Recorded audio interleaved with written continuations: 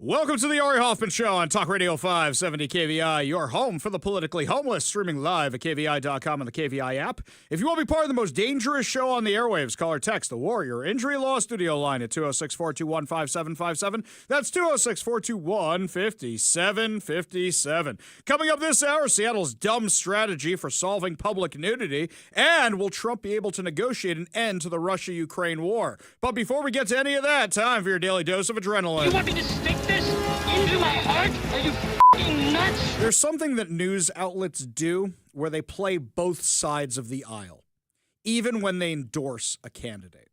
So let's take the Seattle Times. The Seattle Times endorsed Bruce Harrell, but they're trying to get in good with Katie Wilson, who's the socialist candidate who's got a lot of momentum right now and looks like she could realistically beat Bruce Harrell. So what they do is they put out an article like this: the voters ditching Seattle's mayor and the voters sticking by him. Now, you would think that's evenly balanced, but they got a lot more people in here that they're interviewing about Katie Wilson than they do about Bruce Harrell. Now, what's fascinating was somebody sent me this article today, and they said, click the link to the video they're talking about in the article. Click the link. So what they did is they said, one of these people said, I learned a lot and switched my vote from Bruce Harrell to Katie Wilson after watching this video. I'm going to play this video for you because it shows how dumb Katie Wilson is, or how willfully ignorant she is about economics. And this is the person who wants to run one of the biggest cities in the United States. Give a listen. We're out here on Capitol Hill. This is my neighborhood, and I just bought this slice of pizza. It cost me $8. Not faulting the folks who sold it to me. That's kind of just what pizza costs these days. It's what food costs in Seattle these days. It is crazy expensive. Come on, man. I want to talk a little bit about why. Let's talk about how the housing crisis contributes to the high cost of your restaurant meal. Number one, the high cost of rent contributes to high labor costs. When rents go up and up, the cost of living goes up, and businesses have to pay more in order to hire and retain workers.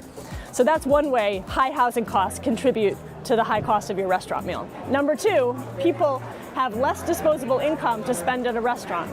If you are paying 40%, 50%, 60% of your income every month on your rent, you don't have that much money to go out to eat. That contributes to low customer counts, which means that restaurants have to raise their prices because they're not getting that many people in the door.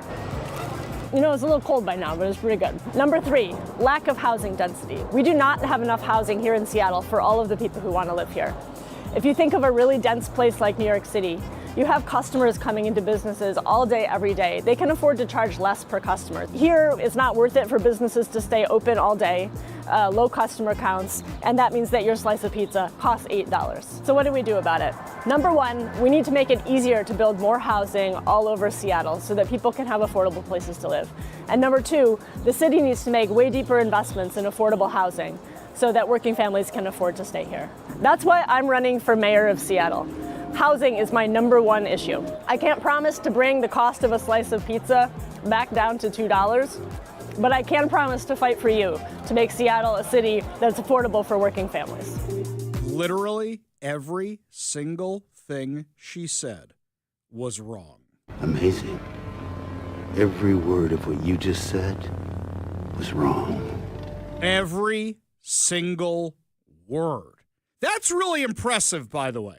That shows you are either very, very stupid or willfully ignorant. Shall we go through her points? I know a lot of you were yelling at your radio as you were listening to that. How dumb is this woman?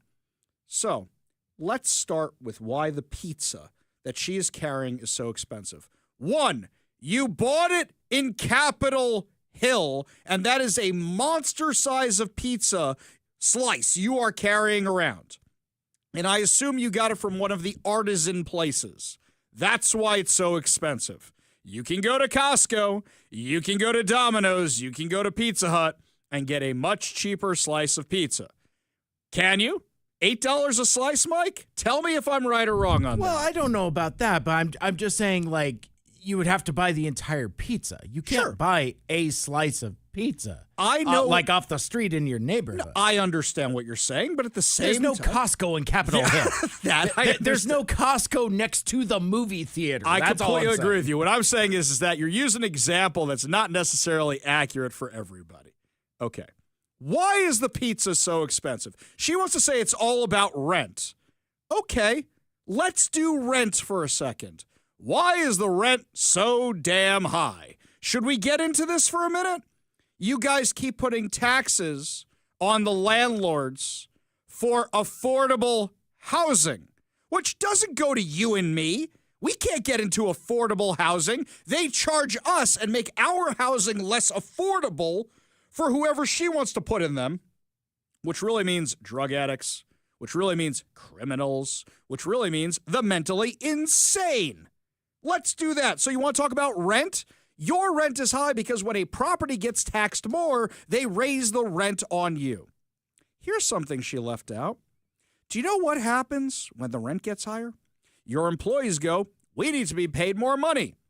And what they do is they rally for a higher minimum wage. And the people around here are talking about a $20, a $30, a $40, a $50 minimum wage, whatever it is. When you do that, the price of goods goes up because now you got to serve it. So unless you want a robot making that pizza and a kiosk is where you order that pizza, you're actually, by raising the minimum wage to compensate for the fact that rent prices cost more because of the taxes you did, you're going to make that pizza more expensive. Now, what about the taxes on grocery stores? What about the taxes on businesses? What about the taxes on your suppliers? What about the new taxes that your socialist buddy Alexis Mercedes Rink and Seattle Mayor Bruce Harrell are actually moving forward with, where we literally had a whole union of grocery stores and a grocery store owner talk to us the other day about what this is going to do to them, and they're advocating to make sure you don't do this tax because then they're going to have to raise the prices on you. Should we talk about the price of eggs? Price of eggs goes up around here because they have these ridiculous rules about whether or not your chicken's free range or not. So they're taxing you for that. Everybody else's egg prices are going down, not here in Washington, thanks to what the Democrats did. How about we talk about fuel prices for a minute? So because of the Climate Commitment Act, which I know is also on your agenda, that has jacked fuel prices. And that means that farmers who make all the ingredients for your pizza have to pay higher gas prices. I know you say, oh, they give them subsidies now. Took them 2 years to organize that, and it still doesn't cover everybody. That, plus everything they pick, grow, buy, has to be transported somehow. Oh, and by the way, now they have to pay a higher minimum wage, too, for the people who are picking that stuff. Now you know why your pizza costs so much. So, once you factor in all these economic factors, you say, how can somebody be this stupid? Our friend Steve Muir, who is great at pointing this stuff out, actually commented when I put up this video. He goes, massive hikes in revenue based on B&O tax, massive state tax hikes on energy, which affects the entire supply chain, massive hikes in business insurance due to crime and shoplifting during the progressive heyday of 2015 through 2021, massive hikes in the minimum wage, massive hikes in rent, because this has made the land the pizza shop sits on so much more valuable to developers, massive increases in compliance costs for a bevy of new regulations. She mentions none of these. None of these. You want to talk about why there's a shortage of housing supply? Let's go through it for a minute. They say when Amazon came here, they ate up all the housing. No, you guys didn't build enough housing. She talks about high density. I have no problem with high density in areas like the light rail along Martin Luther King Way in my neighborhood. Martin Luther King Way is the dumps. It is. So over there's a whole bunch of junky auto body shops and empty yards. Take those, build high rises there. I got no problem with that. But what she wants to do is make every single house in Seattle affordable housing, which isn't actually affordable. It means for low-income people or the drug addicts or the homeless or whoever it is. Or what she wants to do is upzone them so you get higher density housing. Do you know what happens then?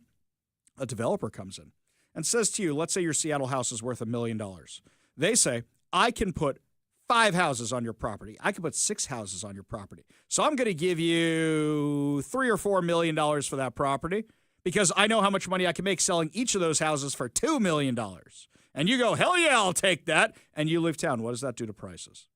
If you want to address the housing shortage around here, which is raising prices, what you need to do is relax the zoning regulations on what people want to build on their own properties. Because a lot of times the reason people are looking to move is because their house is too small, and to get all the construction permits and to do all the construction costs with all the green insanity around here will cost too much money. And as a result, they're like, you know what, it's just easier to buy something. I'd just rather buy something, but now they can't afford to buy anything. Plus, now you're competing against the government who wants to buy your property for the affordable housing. You're competing against the hedge funds who want to buy it as a hedge against inflation. You're not just competing against me for that house. Katie Wilson does not understand economics or is willfully ignorant of economics. Literally every single thing she said in that video is wrong. Everything. That's really, really impressive. If socialists understood economics, they'd be capitalists. They'd be conservatives. Or maybe they do understand it. Maybe she's one of those Pam Bondi types. The types who say, well, you know, rules for thee, but not for me. Pam Bondi, who was busted this week, living in a rent-controlled apartment. Do you know one of the reasons that rent is so high in New York? It's because of how much rent control there is, which limits supply because developers don't want to build more because they're going to get slapped with these regulations. And you got people like Pam Bondi, whose mom directs movies for Disney, who has never had a real job before in his life, living in a rent-controlled apartment as a trust fund kid, as a kid who was born into wealth. It's amazing to me how the left hasn't turned on him on that alone, which shows you they're all a bunch of hypocrites. We just want our guy to win. We just want our guy to win. We don't care what he did. He is literally doing what you guys accuse everybody else of doing. He is literally doing that, and you guys have no problem with it whatsoever. Katie Wilson wants government to control the supply chain. She wants government to control your life. How'd that work out for Kansas City? That tried this grocery model of Pam Bondi's, where we have this city-run grocery store. Hey, ABC, can you tell me what happened there? For months, the store hasn't fully been stocked. Still, person after person comes to buy groceries. I thank the previous operator for the years they put into that, as well as their predecessor. And now we'll try to do all we can to make sure that this works. Mayor Quinton Lucas is disappointed. He met with the store operator 2 weeks ago for hours trying to come up with a solution. Yeah, I know there are different challenges to how a grocery store can operate. Part of that challenge is that the city certainly has been happy to be a partner, but there's always a limit to what we will invest as well. It comes down to money. The city owns the building and has invested nearly $29 million in the store. Still, the Sunfresh was losing money. All of a sudden, you roll down here this morning and they're gone, and they're saying they're not coming back. All neighbors know is there's no food here now, and they wish that wasn't the case. I'd like to know what could be done, maybe to bring it back. In Kansas City, Brian Johnson, KMBC 9 News. It closed. The grocery store run by the city is closing because they can't keep stock in there. The government doesn't want to throw good money after bad, finally realizing it, and they're done with it. Just done with it, getting rid of it. Here's something else. You guys have taxed businesses so much that now they're leaving town. I warned you guys about this. When I saw that the Democrats were passing the same stupid Head Start tax, head tax, employee tax, whatever you want to call it, that they were passing the same thing statewide as Seattle passed on Amazon and other businesses here. Drive down 4th Avenue, drive down 5th Avenue, drive down any avenue in Seattle and tell me how many empty storefronts you see, because businesses cannot afford to operate here anymore, and they are leaving town, but worse yet, they're leaving the state. Oracle, T-Mobile, Amazon, Microsoft. Notice they're all announcing layoffs, but do you notice where the layoffs are? In the Seattle metro area, because they don't want to pay those taxes anymore. So they announce these layoffs here, and they decide whether or not they really need those jobs or can hire them somewhere else, which is much, much cheaper. Also, Kelly in Seattle makes this point over on the text line. This woman is really on a different planet. She implied that a slice of pizza is cheaper in New York. I can guarantee you it's not. It's just not. Also, you want to talk about the amount of population New York City has lost since COVID because of dumb things like this? This was really, really, really one of the dumbest videos a person could make. But you know what? A whole bunch of uneducated people go, she looks like a kindergarten teacher. She looks like, she sounds like she knows what she's talking about. That seems kind of smart. Like the person quoted in the Seattle Times, if they actually exist. If somebody fell for that, they don't know anything about economics. And this resonates with the younger voters who go, yeah, things are expensive. But I majored in African American history in college, so I don't actually have a skill set which I can use to go get a high-paying job. Instead, I have a skill set that maybe will make me a TA at a local community college. And unfortunately, that's the problem. That is the problem. And a lot of people are going to see something like this and fall for it. In fact, I got this text from the 206. The scary thing is that she said it in a way that makes sense to a dummy like me. Thank you for explaining. Exactly. She sounds like she knows what she's talking about. It sounds good. And if you don't actually understand economics, you'll go, that makes a lot of sense. But it's all wrong. Literally. Every single thing she said. Amazing. Every word of what you just said was wrong. Every single word. If only we had a candidate worth voting for against her. Because a candidate who can eloquently say everything I just said in a 10-second soundbite, which there are a lot of people that could do that, would destroy her in 2 seconds. But the problem is we have Bruce Harrell.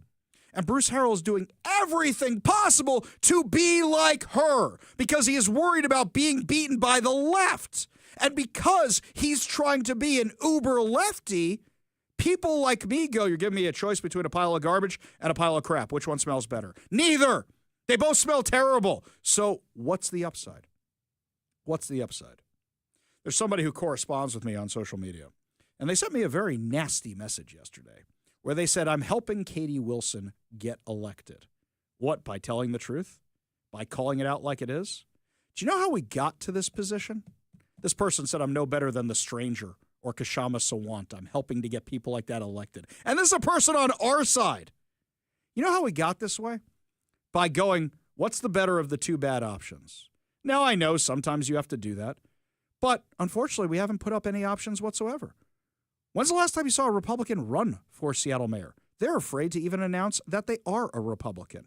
And I'm not saying they're going to run, but when did a common sense Democrat run last? Can you even name for me in the last 2 cycles a common sense Democrat who even ran for Seattle mayor? Or Seattle City Council or any of these positions?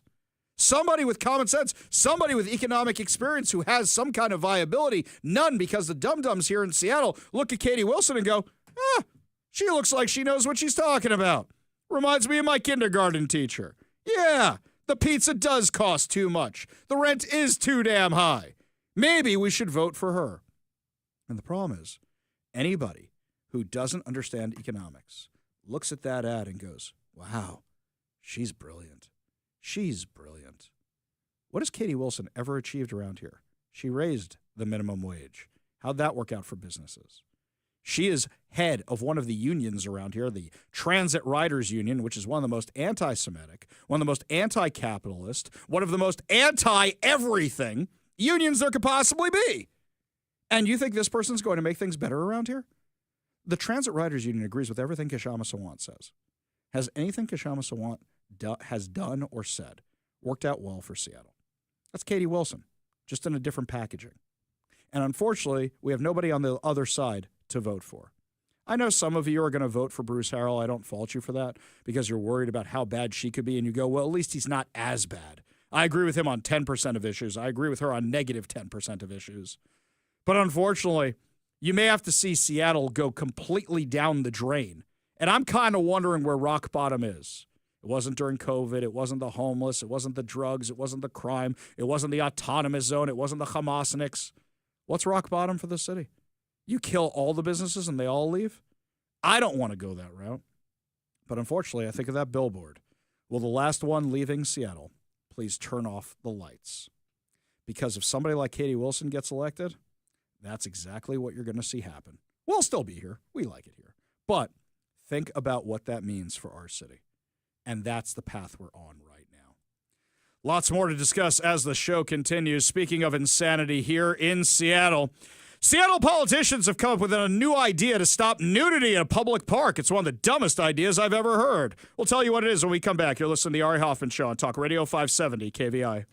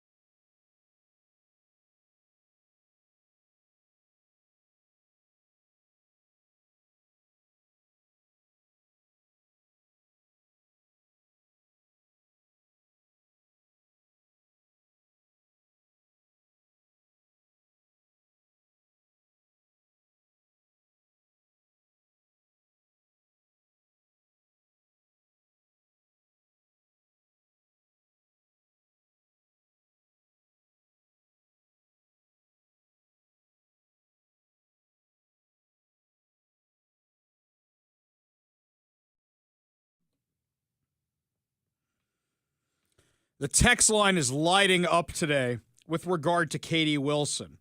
In fact, Daniel sent me a fascinating one. He sent me a flyer that he was handed, which is was given to him right outside Harborview Medical Center, and this seems to be the theme they're going with for this election. It says at the top, did you know your doctor can't afford to eat? UW resident physicians. All right, do I need to explain to anybody how residents work and how the whole hierarchy of the doctor thing works? Make 22% less than the minimum wage. Some spend up to 70% of their paycheck on rent alone. Okay, stop right there. Why is the rent so high? We just analyzed that. UW pays significantly less than other academic medical centers like Stanford, UCSF, UC Davis, and UCLA. Some resident physicians have reported skipping meals, rationing medication. Whoa. Rationing medication for patients? Is that what's going on here? They say they're forced to take second jobs like Uber, babysitting, food delivery. You know, when I first started out in any field, I wasn't paid that much. You have to work your way up, just as residents do. But guys, really, it comes back to the exact same thing. When you raise costs on people, I can't believe I'm defending UW Medical, who I don't have a high opinion of. When you raise costs on UW, when you raise costs of operating, when you raise costs on the rent, when you raise costs on the staff, when you raise costs, and when you raise the rent, when you raise the cost on all the people who are providing the housing for those people, you're going to get to this kind of place. Same exact thing. They don't understand it. They don't understand it at all. Daniel, thank you for sending that over. That was very, very helpful in proving the point. Meanwhile, Denny Blaine Park. For the beach, and apparently, according to the LGBTQ community, they think it's their park.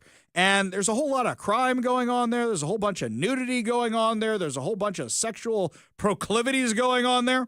Well, Seattle was ordered to do something about the park by a judge, or it was going to be shut down. And now their plan is out, friends. Are you ready for their plan? Here we go. They put up fencing. And they put up fencing with a little tarp on it. So one side's the nude side, and one side's the not nude side. But what's a little bonkers crazy to me is the nude side is down by the beach, and the non-nude side is up by the street. So if you don't want to be nude and don't want to see all that kind of stuff, you don't get to go to the beach. They couldn't even get this right, Mike. They couldn't even say, we're going to split it in half. You guys go this way, and you guys go that way. Couldn't even get that right. Also, here's something else. You ready for this? This is great.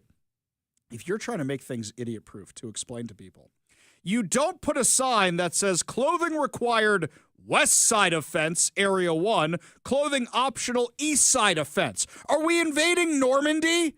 Arrows, people. This way, that way. Full service, self-service, as Mike says, right? If I don't have if I don't have pants, I don't have a compass.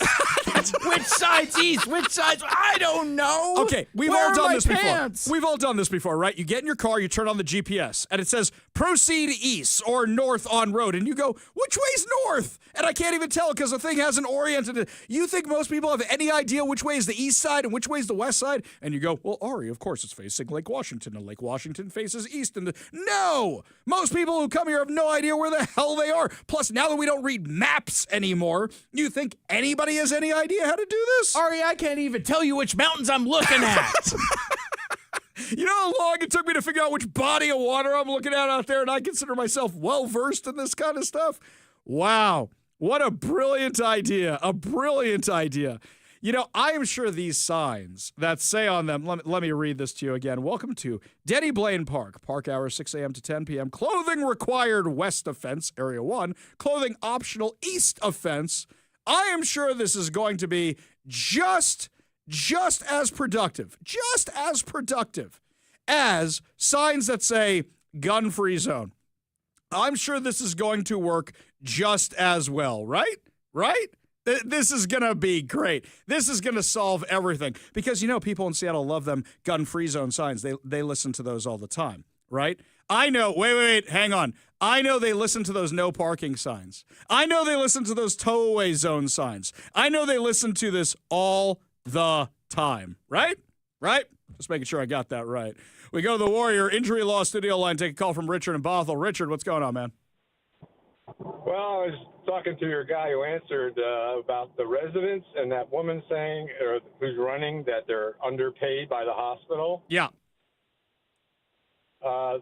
Residents aren't paid by hospitals.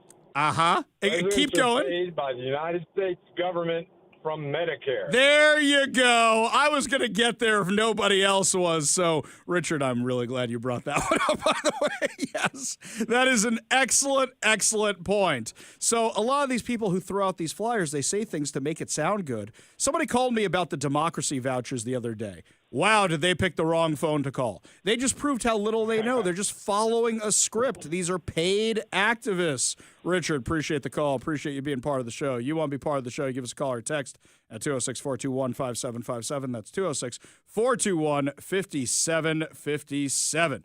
Meanwhile, Seattle City Auditor warns of 3 major crises affecting neighborhoods. The crime crisis, right? That's one right there. Yeah, the crime crisis and the drug crisis, and that we're losing too many businesses. You know what crisis they didn't mention at all? Homelessness. Homelessness. Yeah, they're not going to be able to solve that one, right? You're not going to be able to solve all of these unless you solve that one, because which one's contributing to all of them? We'll talk more about this as the show progresses, but when we come back, my friends, Putin is in Alaska with Trump. Are we optimistic? What does history tell us about meetings like this? Are we watching history, or is this just another meeting that goes nowhere? We'll have all details for you when we come back. You're listening to the Ari Hoffman Show on Talk Radio 570 KVI.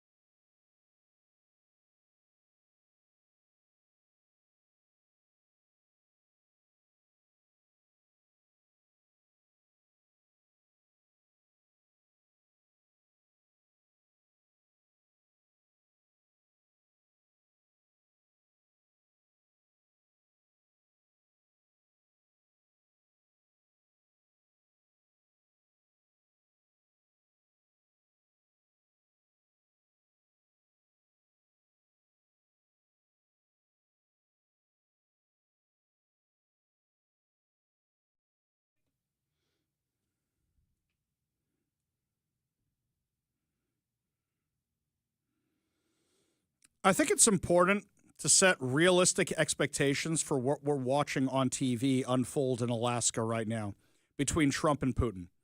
We know during the campaign, Trump said, we're going to solve this in one day, solve this in one day, solve this in one day. But the truth is that he doesn't get to solve it.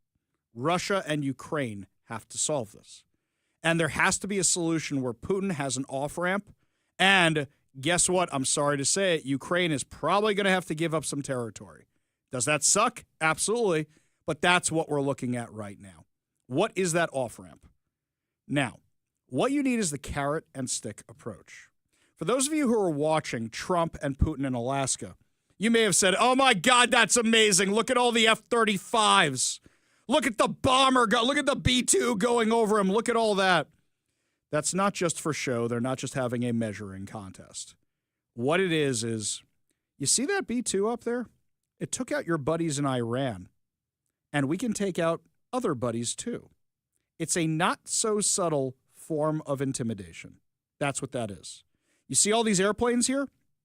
They work a lot better than your airplanes. Do you want us giving them to Ukraine? Because we'll do that. It's a, how much longer do you want this to go on for? How much more money do you want it to cost? We're going to keep sanctioning everything. This is peace through strength. Now, at the same time, as you're looking at this, do you think you're watching history unfold? Do you think you're going to see history this weekend? Or do you think this is something that's going to take a while? We know that Donald Trump moves very quickly, but a lot of this is out of his control. Basically, what this meeting is are you going to play ball with us, or are we going to give Ukraine more things to fight you harder? That's what this meeting is. Now, if you've never been to the Reagan Library, the Reagan Presidential Library in California, it's magnificent. I have talked about it multiple times on the show. It's magnificent. But there's something I haven't spoken about is the exhibits themselves. Sure, there's the giant Air Force One in there, and that's really cool, and Reagan's grave is there, and Nancy's grave is there, and I mean, the place is magnificent and gorgeous, and there's all helicopter, there's a Marine One there. But the exhibits about the Cold War are truly fascinating. It actually takes you, as you walk and follow the museum, through all the meetings that Reagan had with Gorbachev trying to end the Cold War. The Geneva Summit in November of 1985, the Reykjavik Summit in October of 1986, the Washington Summit in December of 1987, the Moscow Summit in June of 1988, May through June 1988, and the New York Summit/meeting in December of 1988. And you know what? The wall didn't come down until Reagan wasn't even president anymore. It happened under the next guy. You gotta work these things as you can work these things. So as much as I would love to see them come out of here with a big announcement this weekend, that's not necessarily what history tells us. Now, Trump has broken history many, many times before, and I wouldn't be surprised if he does it again. I really wouldn't be. But the question is, what does he want out of this? What does he want to get out of this? Why don't we let him answer that question himself? In the office with President Trump on Air Force One, heading in, what's your initial feeling? How are you feeling about what you're going to get out of this? I think we're going to do very well. Our country is doing very well. We're setting records economically like we never have before, including the stock markets are all at a record high. We're taking in trillions and trillions of dollars with tariffs.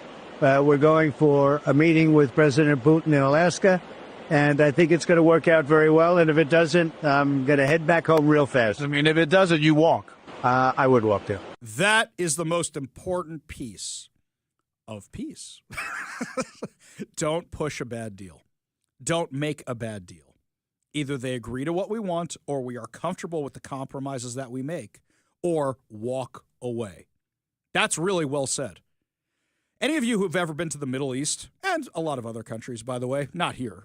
Here, the price is the price, except in a car dealership. That's really the only place you can negotiate. But when I go to Israel and I want to buy something, I just say to a guy, all right, let's make a deal. And if not, you walk out of that shop, and that shopkeeper is going to come running after you to get your business, get you back in there. That's the most important thing, knowing when to walk away. Joe Biden didn't know how to do that, and whoever was running Joe Biden and the auto pen didn't know how to do that. Here's what else President Trump said on the plane. You had said earlier this week that Putin would face severe consequences if you get the sense from him that he's not interested. What do you mean by that? Economically severe. Yes, it will be very severe. I'm not doing this for my health, okay? I don't need it. I'd like to focus on our country, but I'm doing this to save a lot of lives. Yeah, very severe. That's actually a very key point. Let this be Europe's problem, as a lot of the isolationist types say, let Europe deal with all of this. Well, you and I know that one way or another this does become our problem. Imagine if Roosevelt had said things aren't our problem. Oh, wait a minute, he kind of did that. He said later on, once you bomb Pearl Harbor, he's like, wait a minute, this might be our problem a little bit. But yeah, there's really right now, with what's going on there, a lot of people are saying, oh, let him fight, not our problem. It will become our problem. But basically what he's doing is the carrot and stick approach. We don't want to make this our problem, but we will make it our problem. What else does he want out of this? What will make a success of this summit today? I can't tell you that. I don't know. It's there's nothing set in stone. I want certain things. I want to see a ceasefire. This is not to do with Europe. Europe's not telling me what to do. But they're going to be involved in the process, obviously, as well as Zelensky. But I want to see a ceasefire rapidly. I don't know if it's going to be today, but I'm not going to be happy if it's not today. Everyone said it can't be today, but I'm just saying I want the killing to stop. I'm in this to stop the killing. You know, we're not putting up any money. We're making money. They're buying our weapons, and we're sending them to NATO, and NATO's sending us big, beautiful checks. But that I don't care about that. I care about it was a big factor when Biden spent $350 billion and got nothing. But what I do care about is they lost last week 7,011 people. That's a very important point. It's in our best interest right now, economically, to keep selling Ukraine war material. And now that we have this deal, it is in our best economic interest short term, not long term. I know some of you are yelling at me right now. I know. But right now we're making money off them. So now that we're making money off them, hey, let it go. That's the warmongering way. This is peace through strength. Saying, no, even though we're making money on it, we want to save some lives. So can the U.S. actually solve this? So if you were to paint a picture of what perfect looks like coming out of Alaska today, what does that look like in your mind? Look, it's not for me to negotiate a deal for Ukraine, but I can certainly set the table to negotiate the deal. And our next meeting will have President Zelensky and President Putin and probably me. I'd like to focus on doing our country, but, you know, I get these interruptions. I've solved 6 wars in 6 months when you think about it.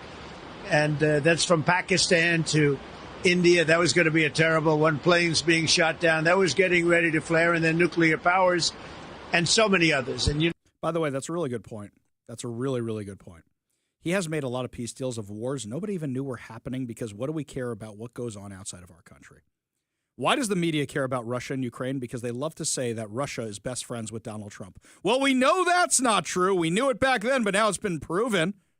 Why do we know about the wars we know about? Because our American interests at risk, aligned, et cetera, et cetera. Why do we know about these things? But here, it's not for him to negotiate.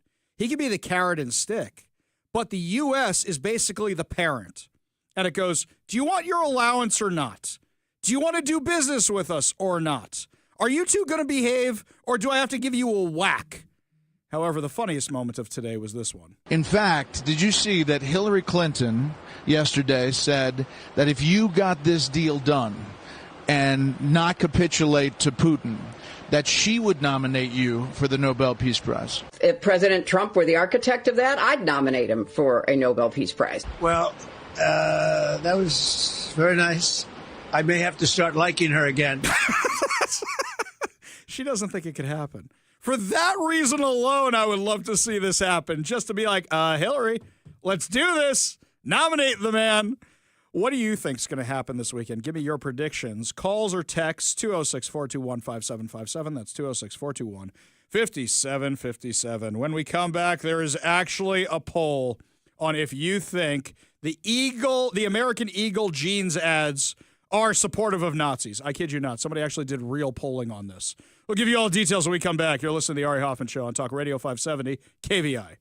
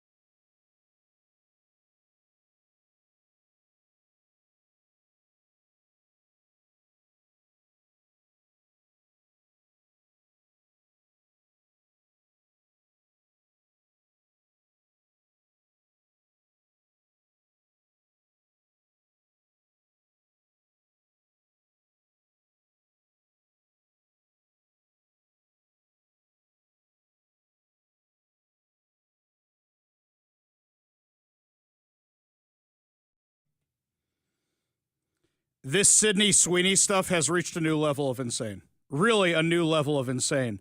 They actually did polling on her ad to see if people think it supports eugenics and Nazism, which is the craziest thing ever.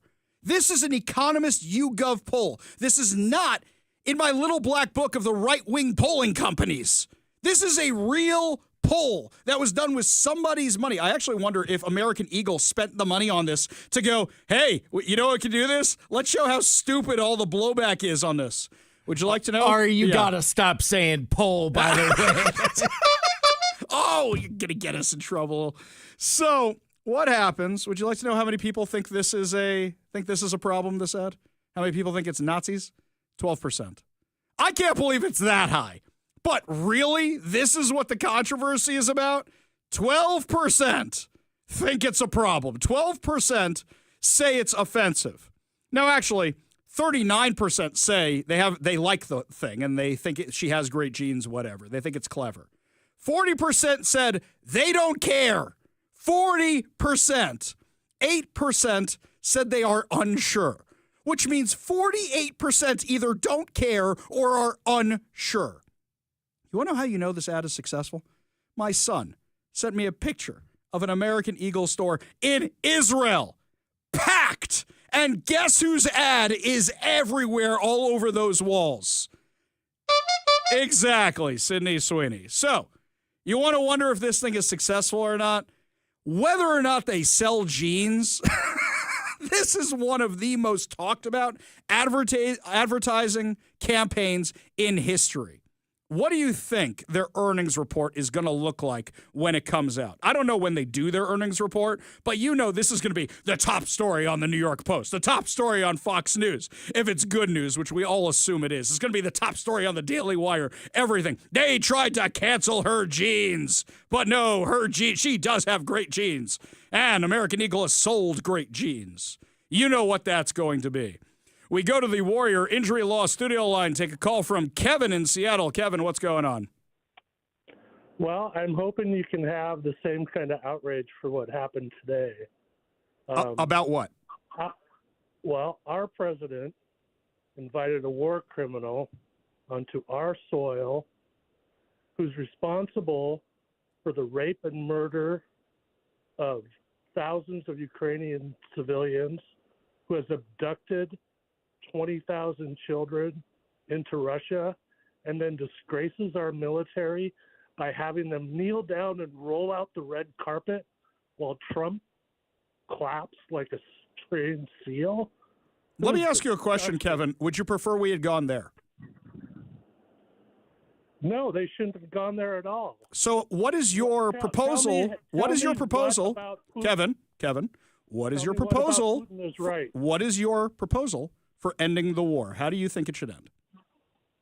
Well, we should just give Vladimir Zelensky all the weapons he needs, since we agreed to that when they gave up their nuclear weapons. I agree with you. We should help them out as much as you think. Should we give them nuclear weapons? I didn't say that. Well, you just said it was when they gave up nuclear weapons. Should we give them nuclear weapons? Because the only way you're going to beat a nuclear power is with nuclear weapons and have mutually assured destruction, which is what kept the world from going to war. Because the problem is, if you don't give them nuclear weapons, if Russia gets desperate, what do they launch at Ukraine? So you're gonna sit there and defend us greeting a war criminal on our soil? I'm going to say we've had a lot of bad people on our soil before, trying to get peace before. I'm asking you what your solution is. Zelensky does not have the body count to beat Russia going head to head. Kevin, we don't have the manpower, and Russia's bringing in more manpower, so how do you suggest this ends? We have plenty of ammunition that could end this war. We don't have the body count unless we give him nuclear weapons, Kevin. We don't get mutually assured destruction and stop this. That's your opinion. That's your opinion. Do you want American boots on the ground? Do you want American boots on the ground, Kevin? If need be, we agreed to defend them. So you want American boots on the ground? The guy you want us to send American troops to defend Ukraine? I'm just making sure I got that right now. Well, did we agree to defend them, Ari? I'm agreeing with you we did. So where do you draw the line on that? I'm saying give them nuclear weapons. That's where I'm saying we should go. I'll go. With your logic, give them the nuclear weapons. That's how we do it. But you want American boots on the ground. Fine. But to capitulate to Putin in the way he's done, it's disgusting. I don't know how we've capitulated at all, except for saying, hey, you see that B-2 up there? We dropped it on your Iranian buddies, and if you keep this up, we're going to drop it on you. Kevin, appreciate the discussion, appreciate the call, appreciate you being part of the show. You want to be part of the show, you give us a call or a text at 206-421-5757. That's 206-421-5757. When we come back, my friends, looks like Fergie has ended up on Bondi's naughty list. We'll tell you all about it when we come back. You're listening to the Ari Hoffman Show on Talk Radio 570 KVI.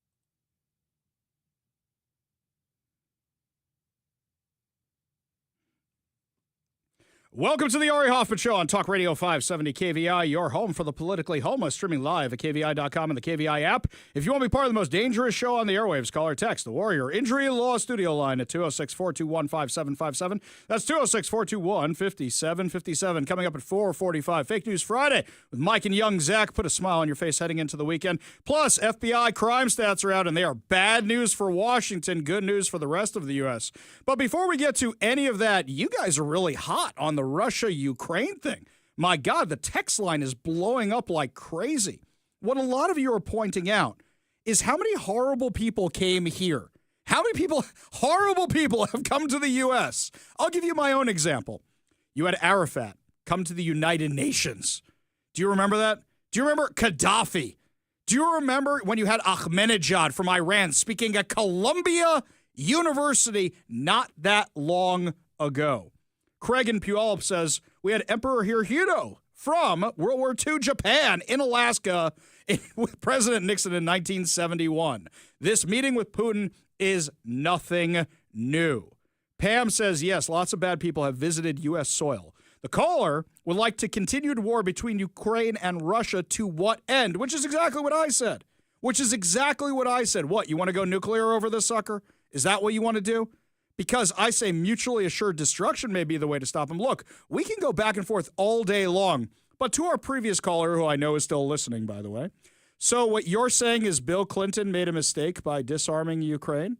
Wasn't that a Democrat president who made that deal? I think he's probably the opposite of orange man bad, orange man bad, orange man bad. If we had more time, would have brought up that point. Meanwhile, Rocky disagrees with me. He says, Ari says a non-nuclear power cannot defeat a nuclear power. Soviet Union was run out of Afghanistan. U.S. called it quits in Nam in Afghanistan. China invasion in Nam in the 1970s was defeated. A few examples. I hear what you're saying in a few of those, Rocky, but I disagree with a couple. I believe the reason we were defeated in Vietnam was because we had embedded reporters. I'm not saying limit the First Amendment. That's not what I'm saying. But I'm saying is that the U.S. wasn't used to seeing these images. And when you see images of war, you freak out. Now, a war of attrition, especially when you're invading somebody else, how long can it go on for before some country says this is stupid, we need to stop? You're right. What President Trump is doing right now is saying, how long do you want this go on for? Because we're going to keep arming Ukraine, and we're going to give them better and better and better stuff. Meanwhile, we're going to sanction you more and more and more and more. So, Rocky, I think we're looking at this from different perspectives, but I think you have a valid point. I think you have a very valid point about that. Also, let's not forget in Afghanistan, Russia, the Soviet Union didn't have the resources anymore, given all the things we know now about what their true economic status was. I wonder if they were just invading Afghanistan because they wanted all the opium. We go to the Warrior Injury Law Studio line, take a call from Johnny in Mill Creek. Johnny, what's up, man? Hey, Ari, so what, and you're leading to this too, is one of your text messages said, but what I'd say to Kevin is, so you're advocating for a prolonged battle of attrition leading to World War III, and you were silent when the feckless policies of Biden and Obama led to Russia invading there, and then I would just say to him, bruh, give peace a chance. I like that. Give peace a chance. You're 100% right. The problem with these kind of phone calls is you can only get so much done when you're up against the clock, and I had, 2 minutes to have that argument? So we could have done this for half an hour, but, you're up against the clock. But you raised some great, great points. Russia, Putin's such a good friend of Donald Trump's. That's why he invaded under Biden and Obama?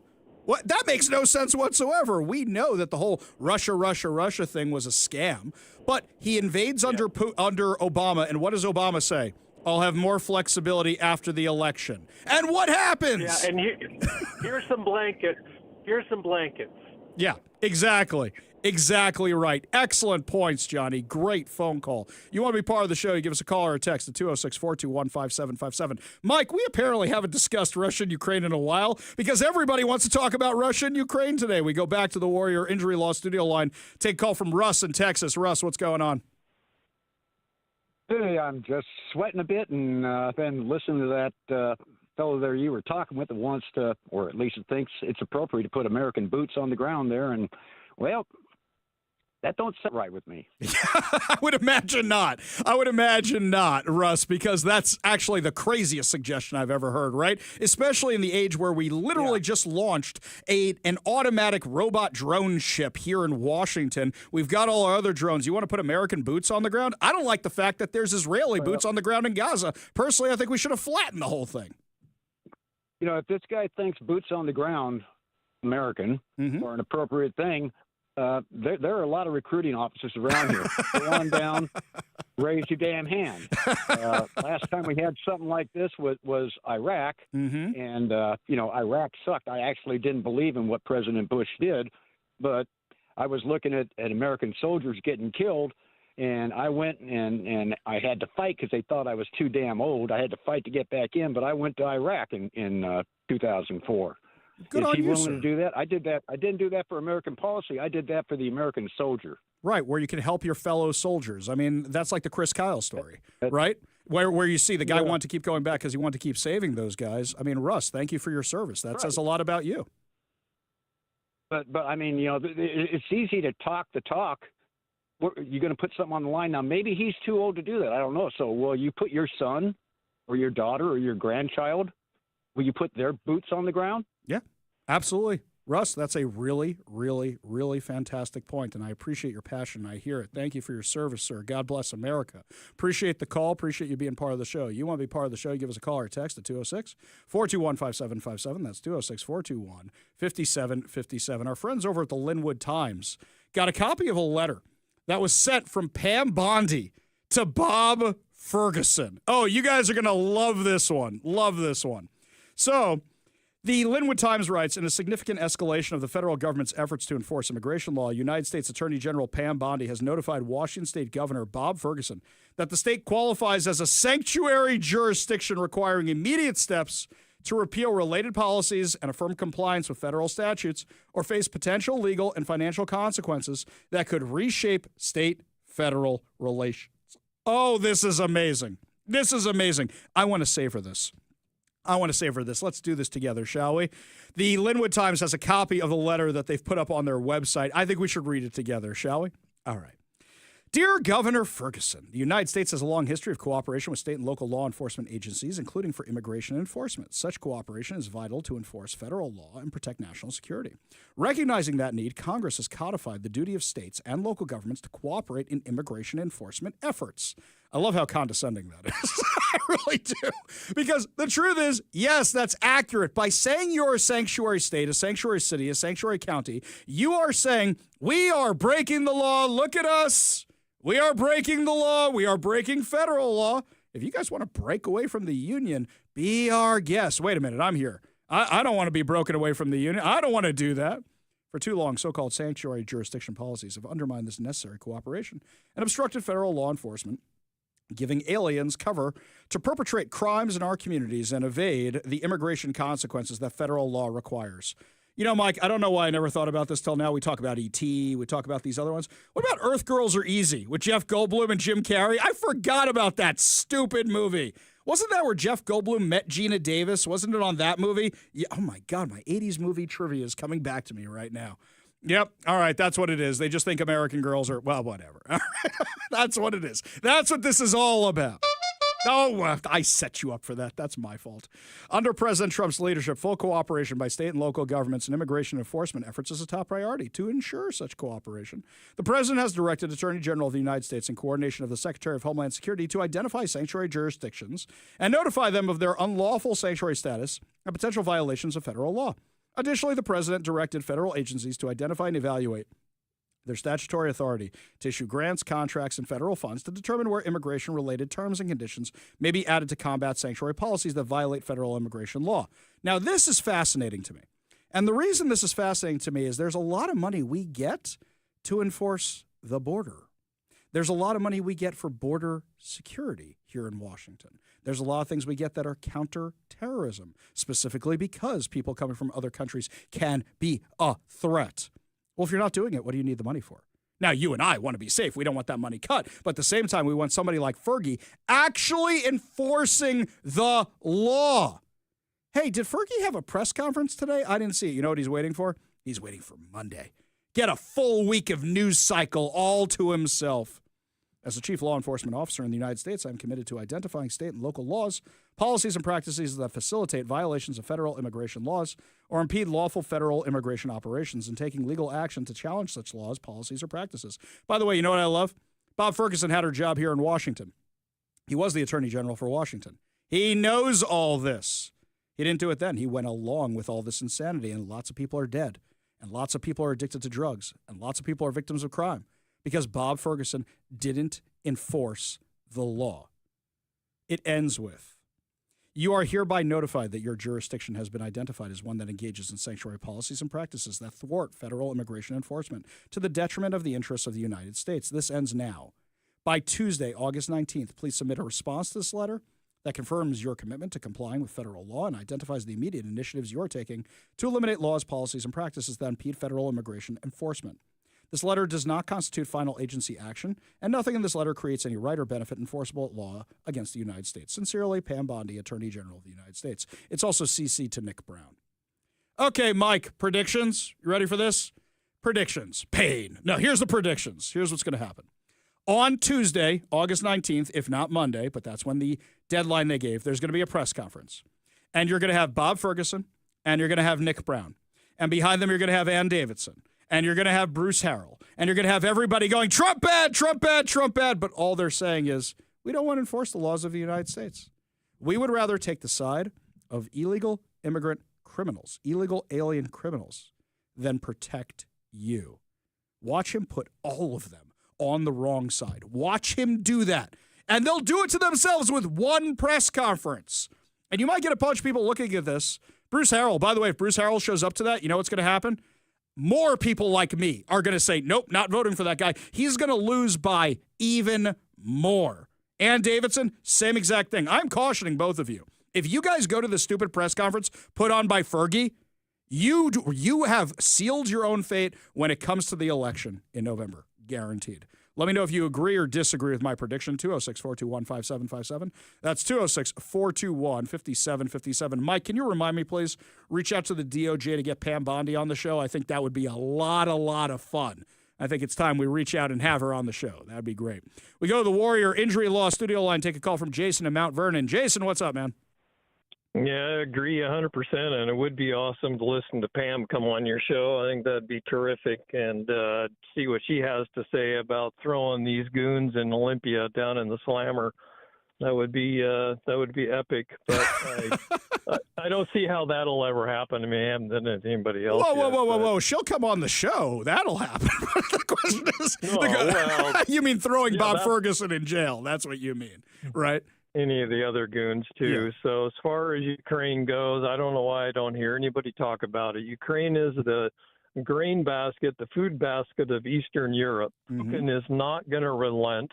They don't have the food. They need the food, and when people are hungry, they do desperate things, and that's why this all started 2 years plus ago. So I listened to everything that Trump had to say. It was mostly just a bunch of puke about Putin. And it's pretty disgusting. Well, let's hang on one second, Jason. Let me break this down. Hang on, Jason. Yeah, I'll let you finish. Okay, hang on one second. Settle down now, as they say. Simmer down. So I agree with what you're saying. Because it provides so much food, it's a valuable resource. Wars are fought over resources or egos. That's really what they're fought about. You are 100% correct. That is why Russia wants Ukraine, but they also want Ukraine to reconstitute the Soviet Union, which is what Putin wants to do. You should be saying, why isn't Europe stepping up more if that's their natural resources? Well, they're a bunch of wusses, and we always have to come save their you-know-whats. I agree with you 100%. On all of that. 100%. I'm agreeing with all of you. Now, here's the problem you need to realize. If I want to make peace with you, do I scream and yell at you, or do I sit down and have a conversation with you? Jason? Hello, Jason? Well, a conversation is always best. I mean, yelling and screaming and throwing a tantrum doesn't do any good at all. It goes nowhere. Okay, great. So now when you're entertaining a head of state, do you say, you suck, here's the beast, get in the car behind me, that little SUV that rides along with us. How about you sit back there? Or do you say, hey, I'm your host. We're going to do this. And if you suck, I'm kicking you out of my country like he did to Zelensky at the White House. Well, no. I can't disagree on that. Okay. But the primary point is that Russia needs the food. I'm with you. I'm agreeing with you. So then, if your answer is, and here's something else. One more thing. Yeah. One more thing, then I'll let you finish your point and I won't interrupt. One more thing. Okay, so Trump is saying all these platitudes because he's smart enough not to negotiate in public. Because the second you say, well, I'm going to hold him to this and I'm going to do that, I'm going to do that, now all of a sudden, Putin knows exactly what to negotiate. That's not how you negotiate. That's not how you do it. He's going to say nonsense now, and he's going to say, Vlad is my best friend. Best friend. I introduced him to Melania. Barron loves him too. They're great. We're good friends. Good friends. He's the best. But then you know what happens the second he kicks him out. You got to be grateful. You got to be thankful. You're not being thankful, Vlad. So get out of my country, right? That's how Trump is. I agree with everything you're saying about the food. I agree with what started this. I agree with a whole bunch of things started this. I'll let you have the last word. Then I got to run. Hello, Jason. I agree 100%. Okay. I agree 100%. Okay. I can't add to it. There we go. Fantastic. We're on the same page. This is what we do when we talk to each other normally. Jason, you've been the greatest caller we've ever had. I got to say, I've had other callers. They're not as good as you. But you are the greatest caller, greatest discussion we've ever had about Ukraine. Appreciate the call. Appreciate you being part of the show. You want to be part of the show, give us a call or text at 206-421-5757. That's 206-421-5757. We go back to the Warrior Injury Law Studio line, take a call from Craig in Puyallup. Craig, what's up, man?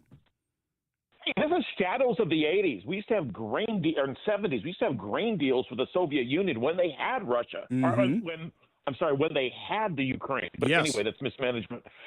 Your caller, kind of becoming famous, boots on the ground. Cool. You can join the international brigade. Uruguay, New Zealand, multiple countries allow you to go over there and fight for the Ukrainians.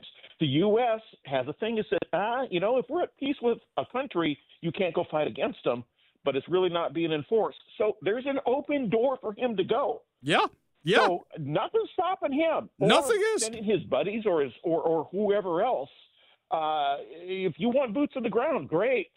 But is it going to be a little different story when you're the boot on the ground? It's going to be a lot different. That's a great point, It's Craig. ugly. It's terrible. I would rather send them stuff to people than send our men, women, boys, kids, children, etc. Or us.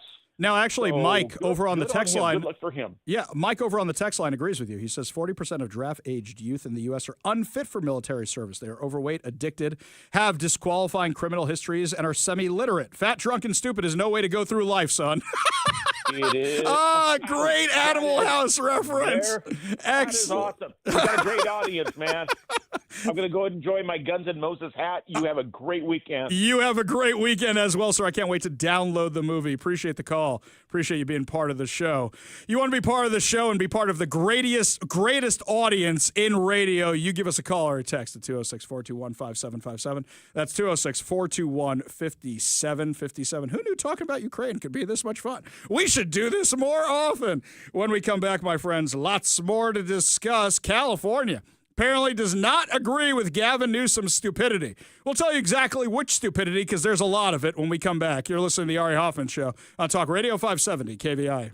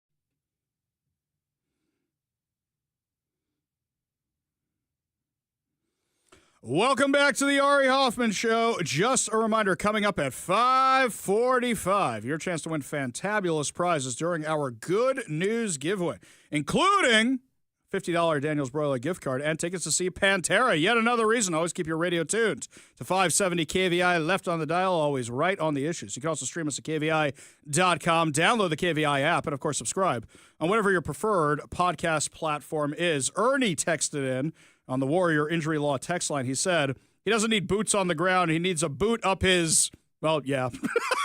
Yeah. Robin Lakewood says, that's the wrong button. Robin Lakewood says on Ukraine, did you cover Clinton's Budapest memorandum? Yeah, I think we kind of did, kind of in passing. I don't think I got too deep into that. I would actually have to renew my history studying to go back and get that. But yeah, we did cover basically what happened with that. Bob in the 509, Ari, Vietnam was a localized conflagration in a much larger conflict, the Cold War, and you're correct. The war was lost in American newsrooms, newspaper offices, and universities. The so-called paragon of journalistic virtue, Walter Cronkite, wasn't. During the Tet Offensive, he went on CBS Nightly News, told Americans the U.S. military had just been handed its largest defeat in history, when in actuality, U.S. forces decimated North Vietnamese forces during Tet. Their commander, General Giep, was on the verge of capitulating until he watched U.S. news feeds and realized by just holding on, journalists and universities would defeat America at home. Thanks, Walter, for sparking our final loss in the Vietnam conflict. And nothing has changed with the American journalism and higher education. They hate this country and everything it traditionally stands for. That's Bob in the 509. By the way, Bob, you're 100% right. Look at what's happening on college campuses right now.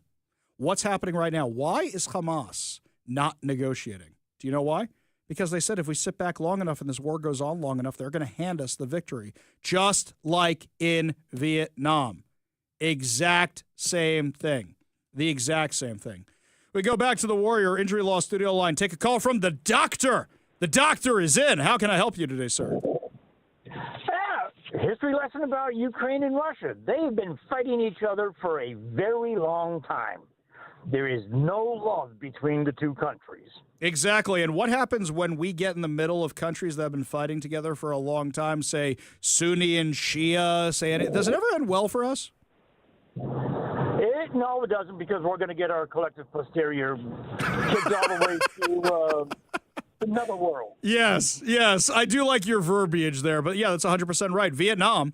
A lot of people don't realize what was actually going on in Vietnam. It wasn't just a Cold War, but it was also, there had been issues in Vietnam for years, dating long before the French even arrived. So here, I'll tell you a story, Doctor. You'll appreciate this. I was a kid, and they asked us to write a paper about some world conflict. And I said, well, I saw the movie Flight of the Intruder, so I'm going to do Vietnam. And the teacher looks at me and goes, really? You're going to do Vietnam? I go, yeah. And I'm thinking to myself, this is going to be easy. Everything I know came from the movie Flight of the Intruder. I read the book, too.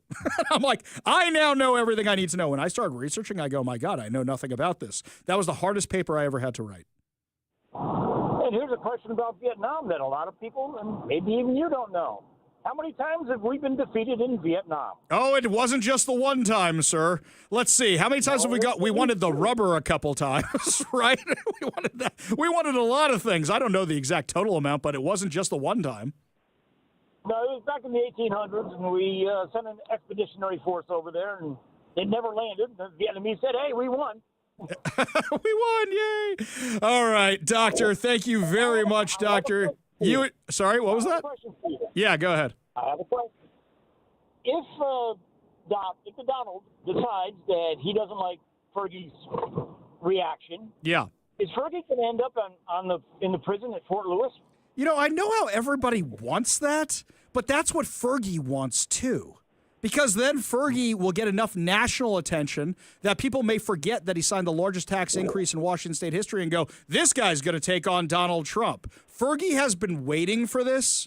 And I'm going to tell you, he is going to spend the entire weekend coming out with a marketing campaign around this. He has been waiting for this because if you look at his social media, every single comment, anytime he posts anything from Democrats, from liberals, from Republicans is, didn't you just sign the largest tax increase in state history? He has been begging for this, Doc. Appreciate the call. Appreciate you being part of the show. You want to be part of the show? You give us a call or a text at 206-421-5757.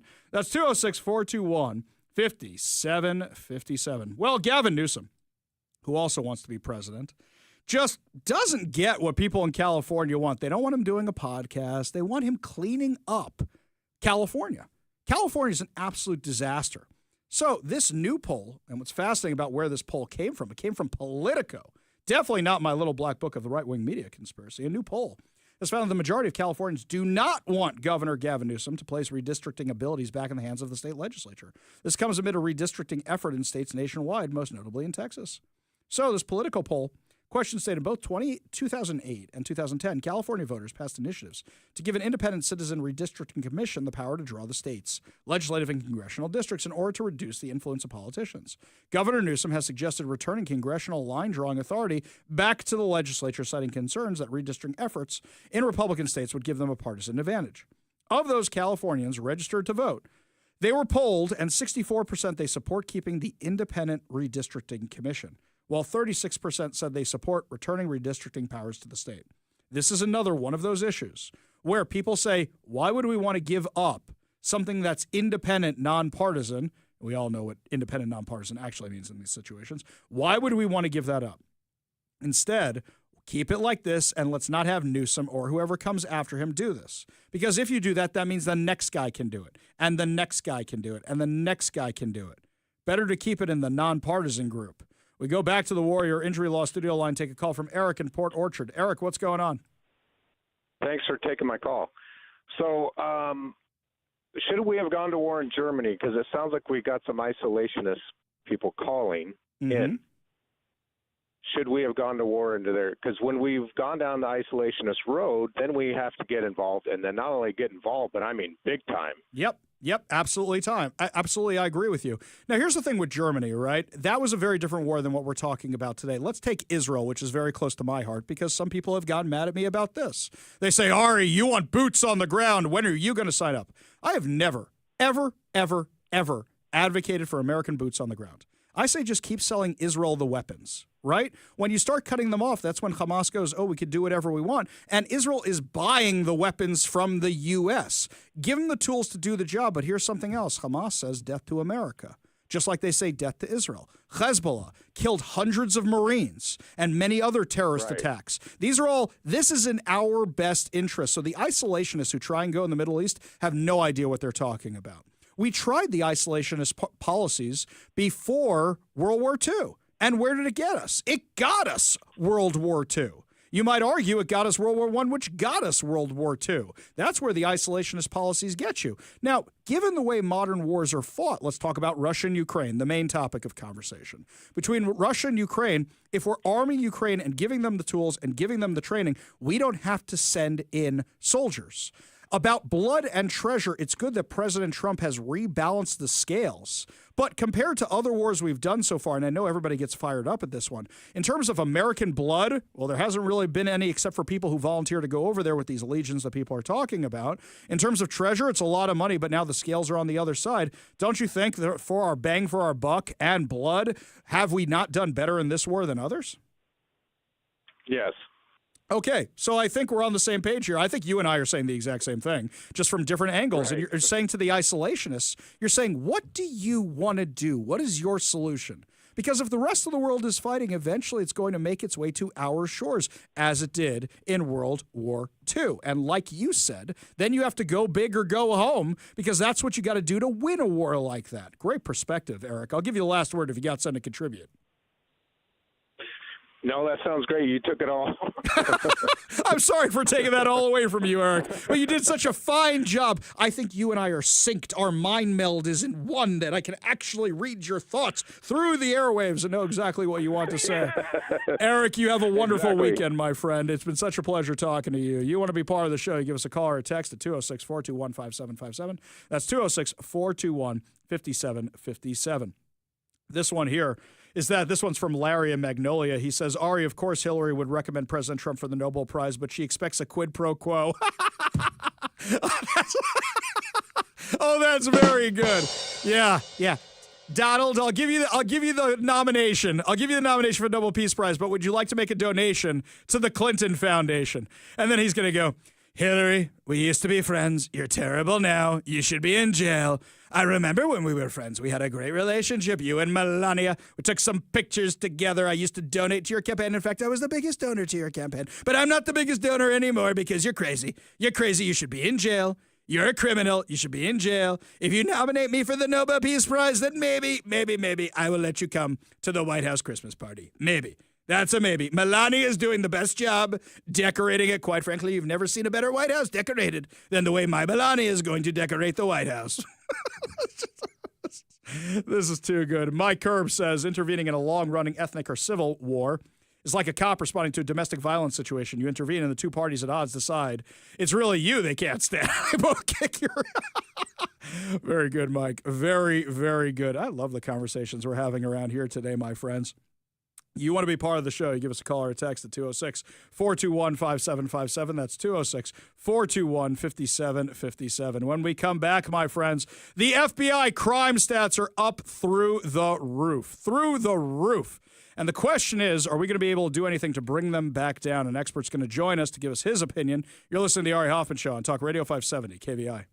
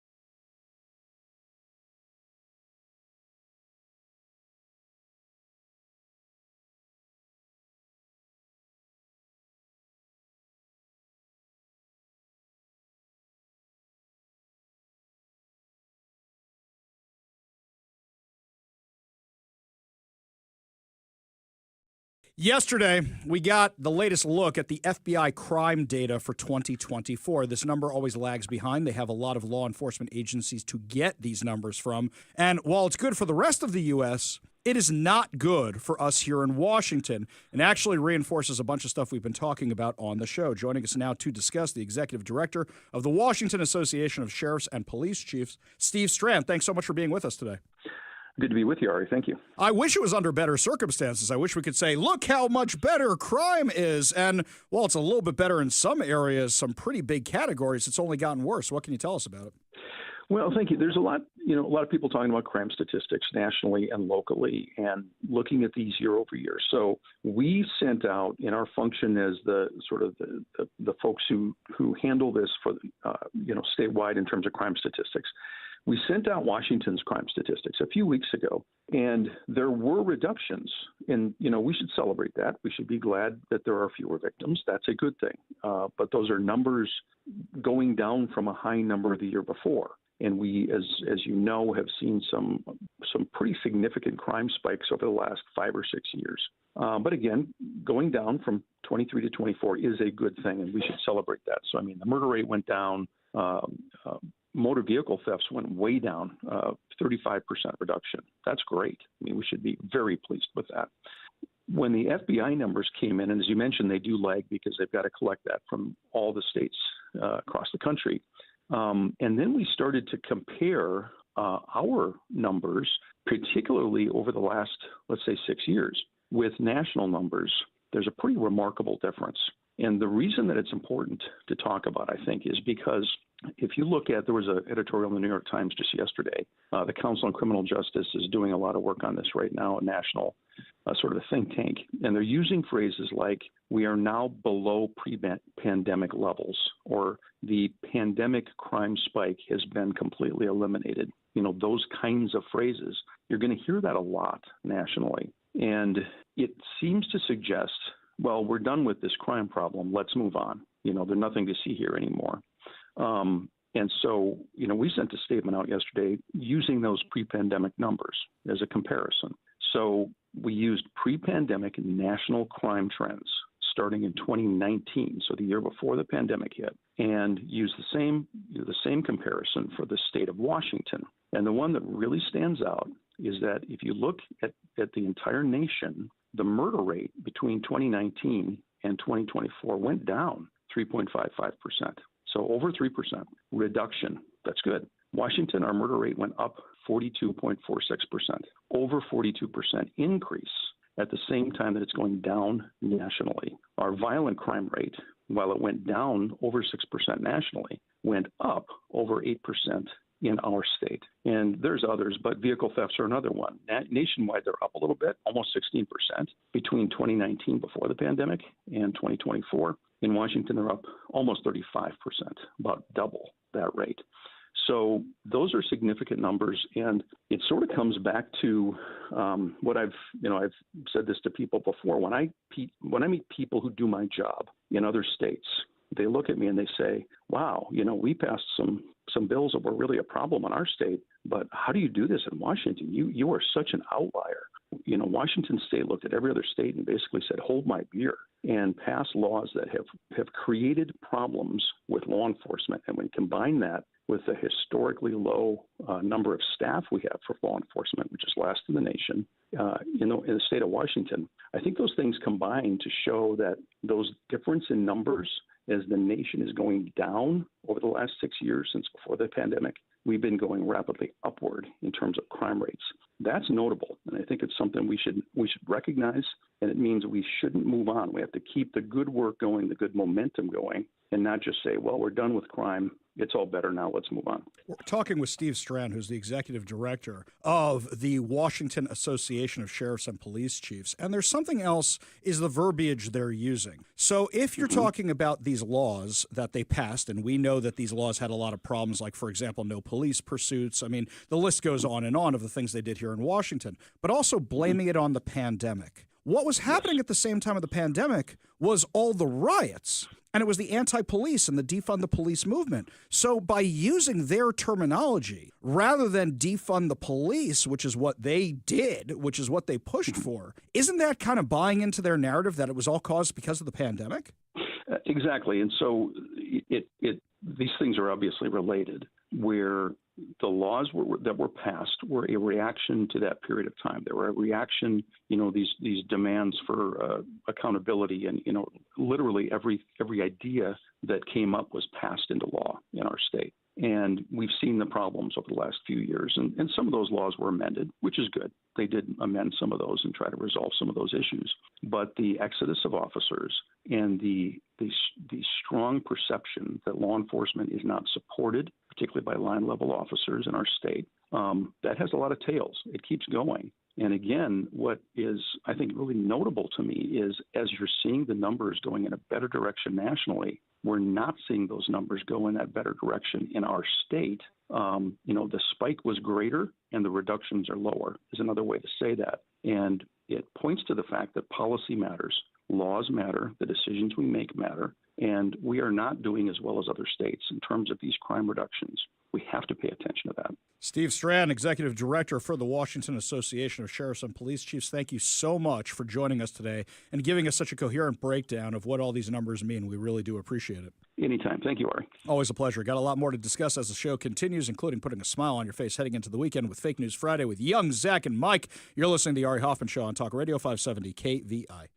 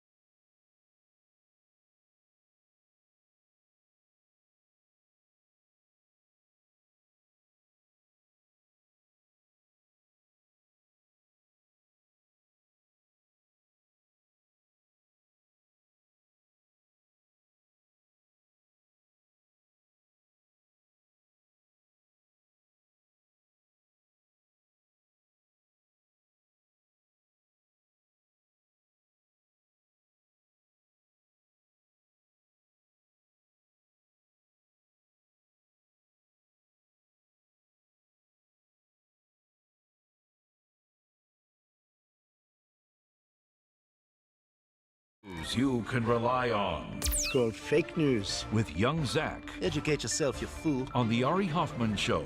Talk Radio 570 KVI. Throwing a sandwich at a federal employee will get you thrown in jail is not fake news. It's just entertaining to me. But lucky for us, Young Zach is joining us from the morning show to tell us what is and is not fake news. Zach, what do you got for us? Speaking of throwing meat at cops,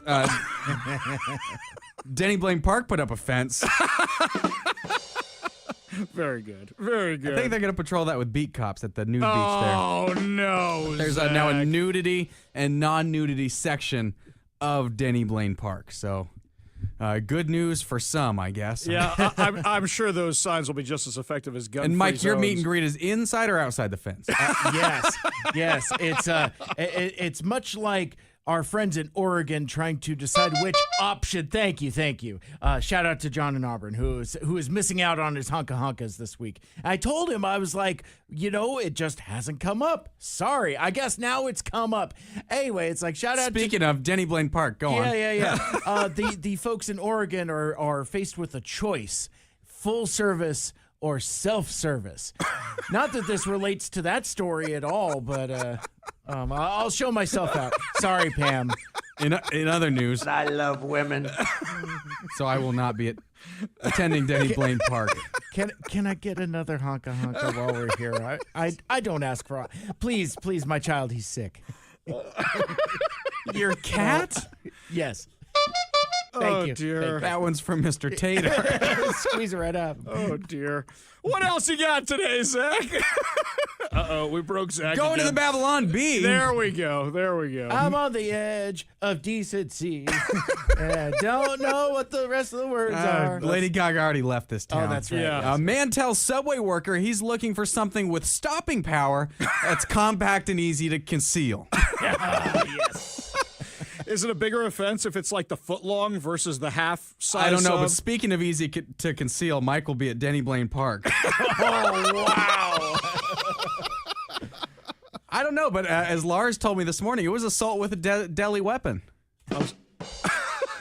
It was an assault with a deli weapon? No, I got you. That took me a second there. I got you.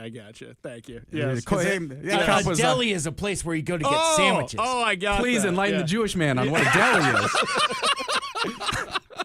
I probably have better deli advice than he does. In Seattle, that's true. That is very true. Yes. I don't know. That cop was cold clocked with cold cuts. Oh, man. What else you got, Zach? I don't know. J.B. Pritzker joins the police force in hopes of getting a sandwich thrown at himself. I like that. And the Babylon Bee also had this one. Dallas Cowboys asks if fan can throw those green things at him like people do at WNBA games. If you know, you know. Yeah. Oh, man. I liked this one from The Onion. Actually, I'm going to save this one till the end. Okay. It's my closer. Okay. But I like this other one from The Onion, too. Oreo and Reese's team up to sicken dogs. Oh, wow. That, of course, at the direction of Christy Noem. Yes. Pop. Yes, best part of that South Park episode. Absolutely best part. I mean, she did shoot that dog. The best part, wait a sec. Death, horrible death. So you're saying, Ari, the best part of this television cartoon is where the caricature of the Secretary of Homeland Security is massacring a pet shop full of animals? Is that what you're saying? I mean, just every scene like where it was the best applicable. part of that. Yep, Pop, best pop. part. Best Thought it was part funny. of waking up. Dead puppies in my cup. Dead giveaway. Just making sure. I was just, okay. Yeah, I got you. Yeah. All right. What else you got, Zach? Oh, man. All right. Well, the time has come for the closer. This one's from The Onion. Closer? Trump rushed to Walter Reed to witness breast exam. Oh, no. I love women. He said it himself. That's amazing. I love it. Oh, thank you, Zach. Appreciate it. You can catch Young Zach on the morning show every single weekday from 6 to 9 a.m. right here on Talk Radio 570 KVI. We got a whole lot more to discuss as the show continues, including final hour free-for-all, your calls, your texts, your stories, plus so much more. You're listening to The Ari Hoffman Show on Talk Radio 570 KVI. Ladies and gentlemen, we got him.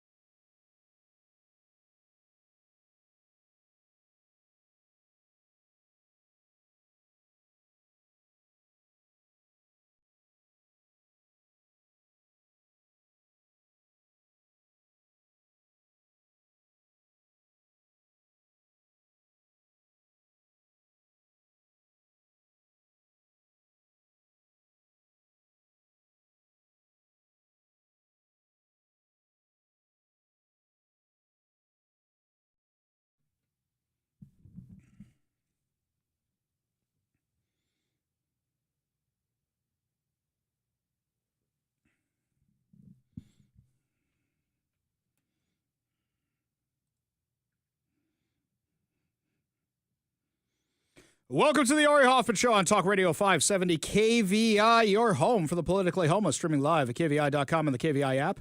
If you want to be part of the most dangerous show on the airwaves, call or text the Warrior Injury Law Studio line at 206-421-5757. That's 206-421-5757. Coming up at 5:45, your chance to win fantabulous prizes, including a $50 Daniels Broiler gift card, and your last chance to win tickets to see Pantera. But before we get to any of that, my friends, I just took a few minutes during the break to look around at how the news was covering this summit between Trump and Putin.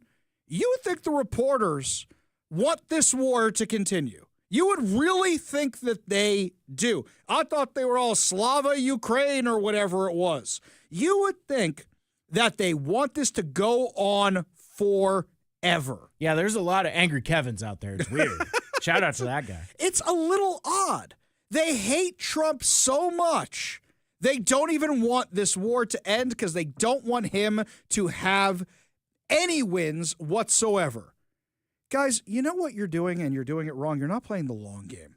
Ready? Watch me. Here's how you do this. Let's say you really want to bash Trump over this. You cover it fairly. You cover it down the middle of the road. You ask the legitimate questions. And Trump's going to say, we're going to make a deal. It's going to be the greatest deal ever. We're going to have a deal. Hopefully we have a deal. I think we'll make a deal. I think we'll have a deal. And then if he doesn't, you hit him afterwards. But right now, you realize if he comes out of this thing with a deal, we're going to play montage after montage after montage after montage of all the dumb things all the people said in the media this entire time. We're going to enjoy it. We're going to enjoy it a lot. Now, switching gears over to what's going on here at home, I saw an article over on My Northwest. Washington's unemployment rate held steady at 4.5% in July. However, it's starting to slow. Now, this is a really, really bad sign. It holding steady is not great. You want it going down. And starting to slow is even worse. Because what this means is that big companies are laying people off to get away from that big tax that the Democrats put on them. So you have T-Mobile laying people off. You have Microsoft laying people off. You have Amazon laying people off. You have Oracle laying people off. And those are just the companies that make public announcements. Those are just the companies that people are checking these announcements. Think about all the smaller companies that are closing up. How many stores in your neck of the woods? How many stores do we see closing when you're driving home from downtown Seattle, the few of you that go there? And yet, the media hasn't put together this pattern yet. Haven't seen this at all of what's happening. We have the worst media ever. Really, we do around here. The Seattle Times, absolute garbage. We have discussed it so many times this week, just absolutely terrible. They're not doing the math on this. They're not at all. They're backing people like Katie Wilson. Yeah, I know you're saying, oh, they endorse Bruce Harrell. No. When you put out all these articles about people who are switching their vote to Harrell, from Harrell to Wilson, that means they wish they could switch their endorsement, but they're already on the hook, and they know if they endorse the Socialist, that's the end of a whole bunch of people's subscriptions with the Seattle Times, which is why they put out these articles. Look at all the people who are switching from one to the other. Spare me. Give me a break. You know who else is so desperate to get Trump that they just end up looking stupid? Pramila Jayapal. Well, she doesn't really need to work at looking stupid. The same day that inflation data shows that prices are coming down, here's what she says. I think that he lied. He lied to people and said that he was going to bring down costs on day one. And the reality is that that is not at all what he's done. His tariffs, his unhinged tariff policy has raised prices for everyday Americans on everything that they need to survive. Kamala. Oh, wait, you're not Kamala. You're Pramila. Sorry, I confused my crazy lefties.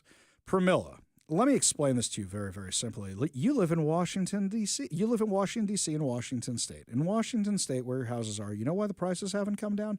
Because your idiot Democrat friends have raised taxes on literally everything, on every business, on every property, on sales tax, on gasoline. And if you raise taxes on fuel, the cost of everything else goes up. And for what? For more failed homeless insanity? I saw this article from the Seattle Times. Bellevue and Redmond are moving to add $45,000 to the King County Regional Homeless Authority budget. Why? Why? What has the King County Regional Homeless Authority actually accomplished? They burned through 2 CEOs and in the process burned through billions of dollars to accomplish absolutely nothing. for the problem to get exponentially worse ever since they were instituted. When were they created? Like 2019, 2020, something like that? Homelessness has only gotten exponentially worse in that time. So, great. Basically, what the King County Regional Homeless Authority is let's export all the homeless people out of Seattle to the rest of King County. That's what it is. You guys really want this? Why are you wasting the money? And I love this quote right here. Seattle Mayor Bruce Harrell said following the vote, "Good, we like funds." What? That's like the idiots in Idiocracy. I like money. That's literally what it is. My God, why would you give this money? This is one of the dumbest things you could do. Why would you do this at all? The amount of money wasted on this. And things are only getting worse because you guys keep incentivizing homelessness. Why do all the people keep coming here? Notice something fascinating. You know, tourism is down in Seattle. Tourism is down. So now tourism is down, but you guys just blew a whole bunch of money on that waterfront. What was it? $800 million on the waterfront. That's the money we know about. You guys said if we tear down the viaduct, then we can build the waterfront. So that's more billions of dollars on that tunneling project. How many other things you got to wait? What else do we have to build next until people come? Oh, let's do the gondola. I remember the gondola idea. Let's do the gondola here in Seattle. Well, we already have the light rail, which not that many people are riding. So what else can we do to make us a world-class city? Yeah, tourism is down. You know why? Because our PR is so bad. Unfortunately, it's so bad. So let's do cruises for a second. Yeah, you see all these people going on cruises. Can you imagine how many more there would be if we didn't have the bad headlines? And I'm part of that because my stories go viral all the time for the insanity here in Seattle. But they give me the ammo. So here, you have cruises that leave out of California. You have cruises that leave out of Florida. You have cruises that leave out of New York. You have cruises that leave from all over the place. Why would you come here to take a cruise when you have to deal with the insanity you've seen on TV? I get people asking me all the time, should I really come out there to take the cruise? I'm like, well, I'd love to see you. They go, yeah, but you know, what's downtown like? I listen to your show. I see your stories. I know what goes on. And I literally had some relatives in town the other day. And they said, all right, Ari, we're going downtown tomorrow. Tell us what to expect. I said, well, bring your cameras. And they said, why? What are you going to see? I go, where are you going? Pike Place Market? Yeah, we're going to Pike Place Market. I said, all right. So when you get to Pike Place Market, I want you to count how many homeless people you see bent over with the Fetty folds. How many people do you think you're going to see down there like that? How many people are you going to see? What other people pooping on the sidewalk? What kind of stuff are you going to see in downtown Seattle? So they come back to me that night. I see them that night. So how was it, guys? Well, Ari, you were almost right. I said, what'd you see? They said, we saw some homeless guy being taken away by the cops. I'm like, wow, you saw something that never happens around here. One of them actually getting arrested for something? You saw an amazing, amazing thing. Beforehand, they said to me, Ari, what's Pike Place Market like? I'm like, it's like one of the marketplaces in some other country with a lot more pot. I don't mean to demean my city, but unfortunately, we know what Seattle has become. Anytime I say on the show, do you want to go to downtown Seattle? Everybody gives me a big how about no. I haven't been to downtown Seattle in years. I avoid it if I can. I don't want to go anywhere near that place. Well, you think electing Katie Wilson is going to solve it? You think re-electing Bruce Harrell is going to solve it? No. This is Seattle voters doing what Seattle voters have done. And mazel tov, because you guys have really destroyed the entire state. I saw this article. Cannabis sales across Washington have been in a downward trend for 5 consecutive years with no signs of stopping. According to the Washington Liquor and Cannabis Board, the decline in sales largely relates to an oversupply of cannabis, which has driven prices down and reduced overall revenue to pre-pandemic levels. Good job, guys. In addition to that, you taxed it so much that the black market is still here. And those sales, you guys don't even get any record of. So between those two things and giving out that many permits and allowing that many things to happen, you guys did this. You guys did this to yourselves. Wow, another golden goose. You guys can't even do pot right around here. It's not just that. Wine sales. According to King 5, Washington's wine industry is facing a steep drop in sales, a slump that's now spilling into popular wine destinations like Woodinville. They say they have dropped 18% statewide since 2021. Okay, would anybody like to tell me why? Would anybody like to tell me why wine sales have dropped since 2021 in Washington? Now, You can blame all the taxes and everything else, but that's not what it is. Do you know why? Because we're not home all day from COVID drinking. Gee, why did alcohol and cannabis sales go up? Because you didn't have to work during the pandemic. You could stay home. Well, most of us had to work, but some people didn't. And you could just drink because it was cool. Let's get drunk in the middle of the afternoon. No problem. Gee, can't imagine why these things are down.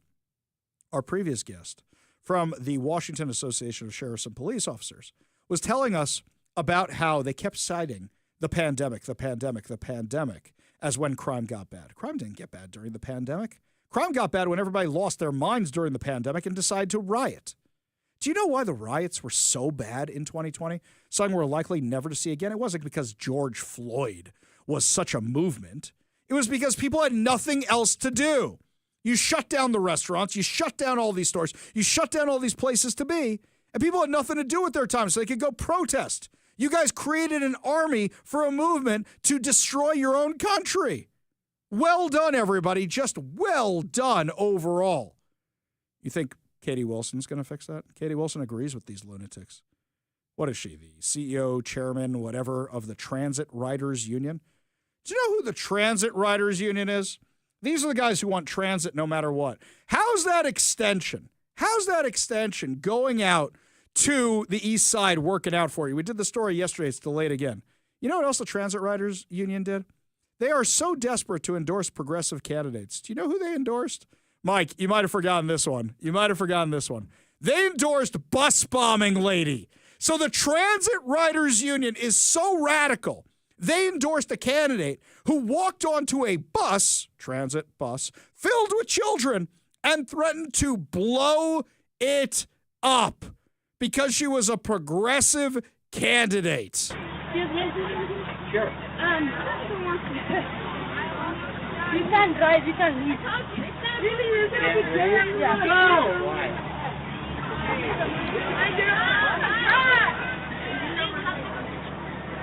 How do you know? I'm Muslim, I'm covered, I might have a bomb. So you found your head? All right! And I have a gun. So you might sit down here or not. Hey!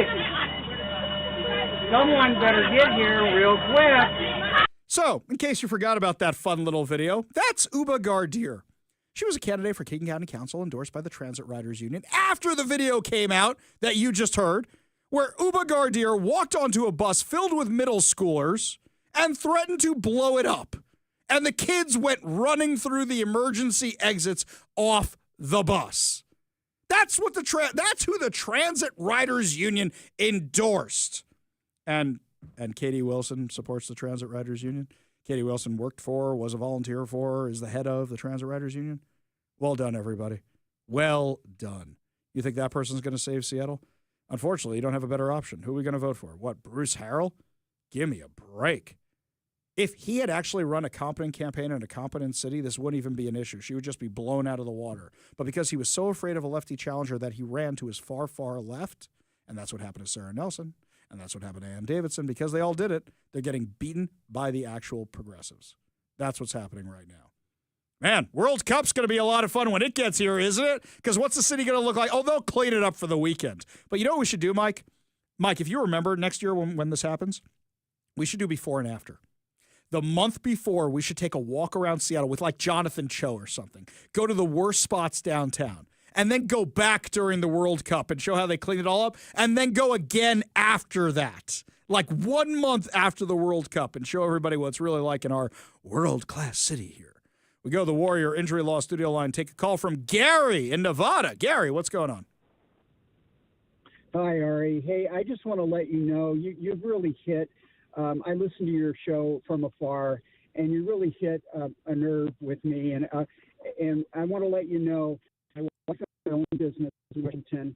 We closed it a year and a half ago because of the immense amount of regulations that constantly come down from Olympia onto these businesses. We moved, and besides that, Washington State has the worst death tax besides Hawaii in the country. So if you have a certain amount of wealth in your life and you work really hard and you pay your taxes, you pay things off, when you die, they want another cut, and it's a large cut here. And we left because of the capital gains tax. They keep raising it and raising it and raising it.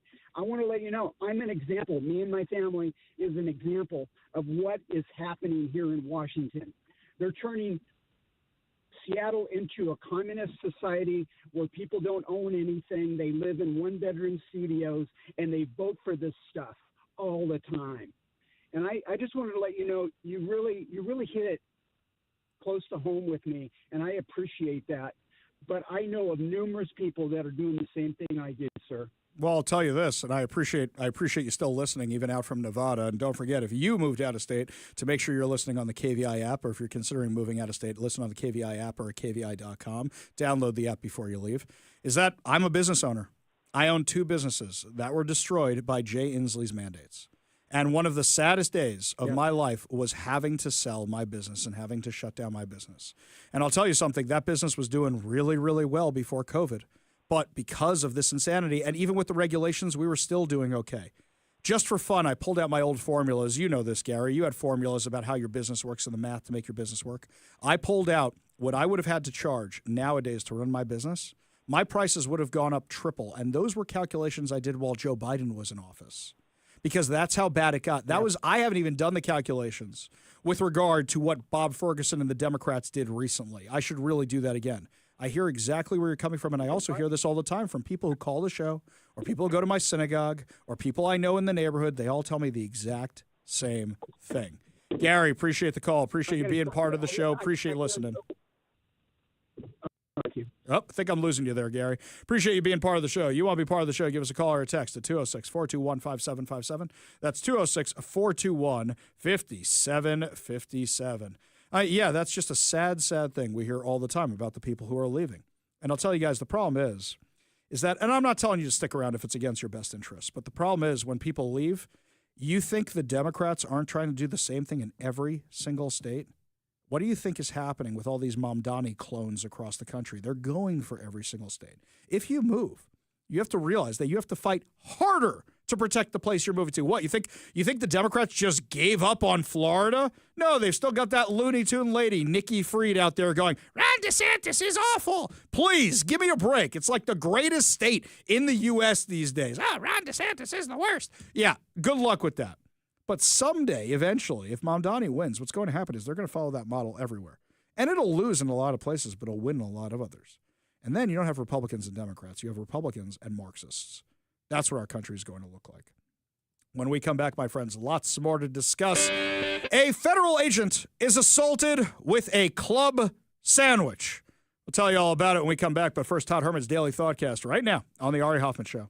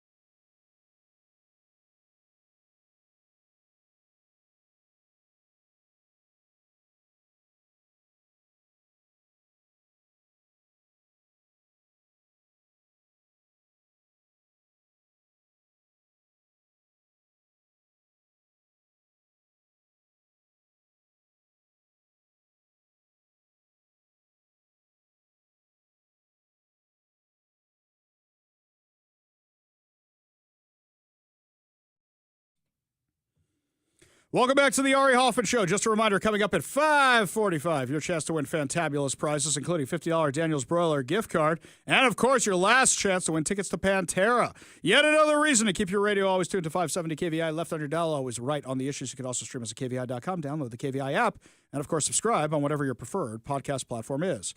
We go to the Warrior Injury Law studio line, take a call from David in Idaho. David, how are you listening to us today, my friend? I'm doing good. How are you today? I'm doing great. You using the app, you using the website? What are you using today to listen to us? I'm using the app and the website. Yes, I use the app on my phone. I love it. Absolutely love it. So, yeah, hey, I wanted to call in and let you know that not only has Jay Inslee messed up our Washington State Department, the game commission, but Bob Ferguson is following the same path. And I've heard some comments on Saturday hunting and fishing shows, but you guys, KBI, I wish, Ari, you're a great investigator, and I love your investigative reports. Could you do me a favor and look in to see what they've done to the Washington State Game Commission? They have illegal members on there that Enzi appointed, and Ferguson hasn't done a dang thing about it. And I moved to Idaho because I've lost a lot of my fishing and hunting rights through legislation and stupid rules. I'll tell you what. I wanted to bring that to your attention. Hang on a second here, David. I know some people in the biz, but it hasn't been top of my radar because you're the first one who's mentioned this to me. So I'll tell you what. Do me a favor. Tell me exactly what's going on. I'm going to give you my email address, ari@kvi.com. Okay. Any relevant links, any relevant information, ari@kvi.com. Send it on over to me because here's something I know firsthand. My father-in-law used to have a big taxidermy collection. He was a big hunter. And what happened was they moved years ago. You remember when the dentist shot the lion? You remember that nonsense? The dentist shot the lion. So they made that law here that you couldn't traffic in taxidermy anymore. So he had to sell his entire collection of stuff he had for years and years. And my thought at the time was, wait a minute. If you have to get rid of all this stuff, what does it do to the entire industry? So I'll tell you what, David, I know just the people to start asking about this, but I need a little guidance from you. So send me what you're talking about, ari@kvi.com, and we'll get into it, okay? Sounds great. Thanks for taking my call. You have a wonderful day. You as well. Have a great weekend, and thanks for listening all the way out there from Idaho. I really feel for people who these industries that a lot of people don't pay so much attention to are getting destroyed. I saw that all these farms are closing. All these farms are going out of business. I saw this report from the Center Square about how bad it is for the farmers, what's going on right now. And unfortunately, because they're out in these rural areas, so many people aren't paying attention to them, and they hope that their representatives have their best interests in mind. But unfortunately, their representatives keep getting shot down by all the Democrats from Seattle who go, why are food prices so expensive? Well, sorry, guys, it doesn't grow in the freezer or frozen section of a grocery store. You want to know where your food actually comes from? People like who we just had on the phone. We go back to the Warrior Injury Law studio line, take a call from George in Kenmore. George, what's up? Hey, yeah, I'm the Navy guy, but when you mentioned the flight of the intruder thing, and after all the boots on the ground back and forth, I was thinking Bill Murray in Stripes. Well, I think that may have been. I knew exactly which line you're going for. Well, that may have been the military under Joe Biden, but a fancy toy to play with, a fancy RV. Wait, a fancy RV. I bet that RV's on the streets of Seattle right now. That thing's kind of out of date. But yeah, that's a great one, George. But now we're like 13-2-2 because there was like 2 more losses and 2 ties. Because in Iraq we never won anything. We gave up basically, and we quit in totally lost in Afghanistan. So, and we're about 13 because you can count a victory on the Iranian wars. When we sunk half their navy in one day. Yeah, I'd say we snatched defeat from the jaws of victory in a lot of those. I shouldn't be laughing about it. It's a huge tragedy, but I'm just picturing Bill Murray yelling that at everybody in the movie. Great call, George. Appreciate you being part of the show. You want to be part of the show, you give us a call or a text at 206-421-5757. That's 206-421-5757. Oh, looks like we got some breaking news for you right now.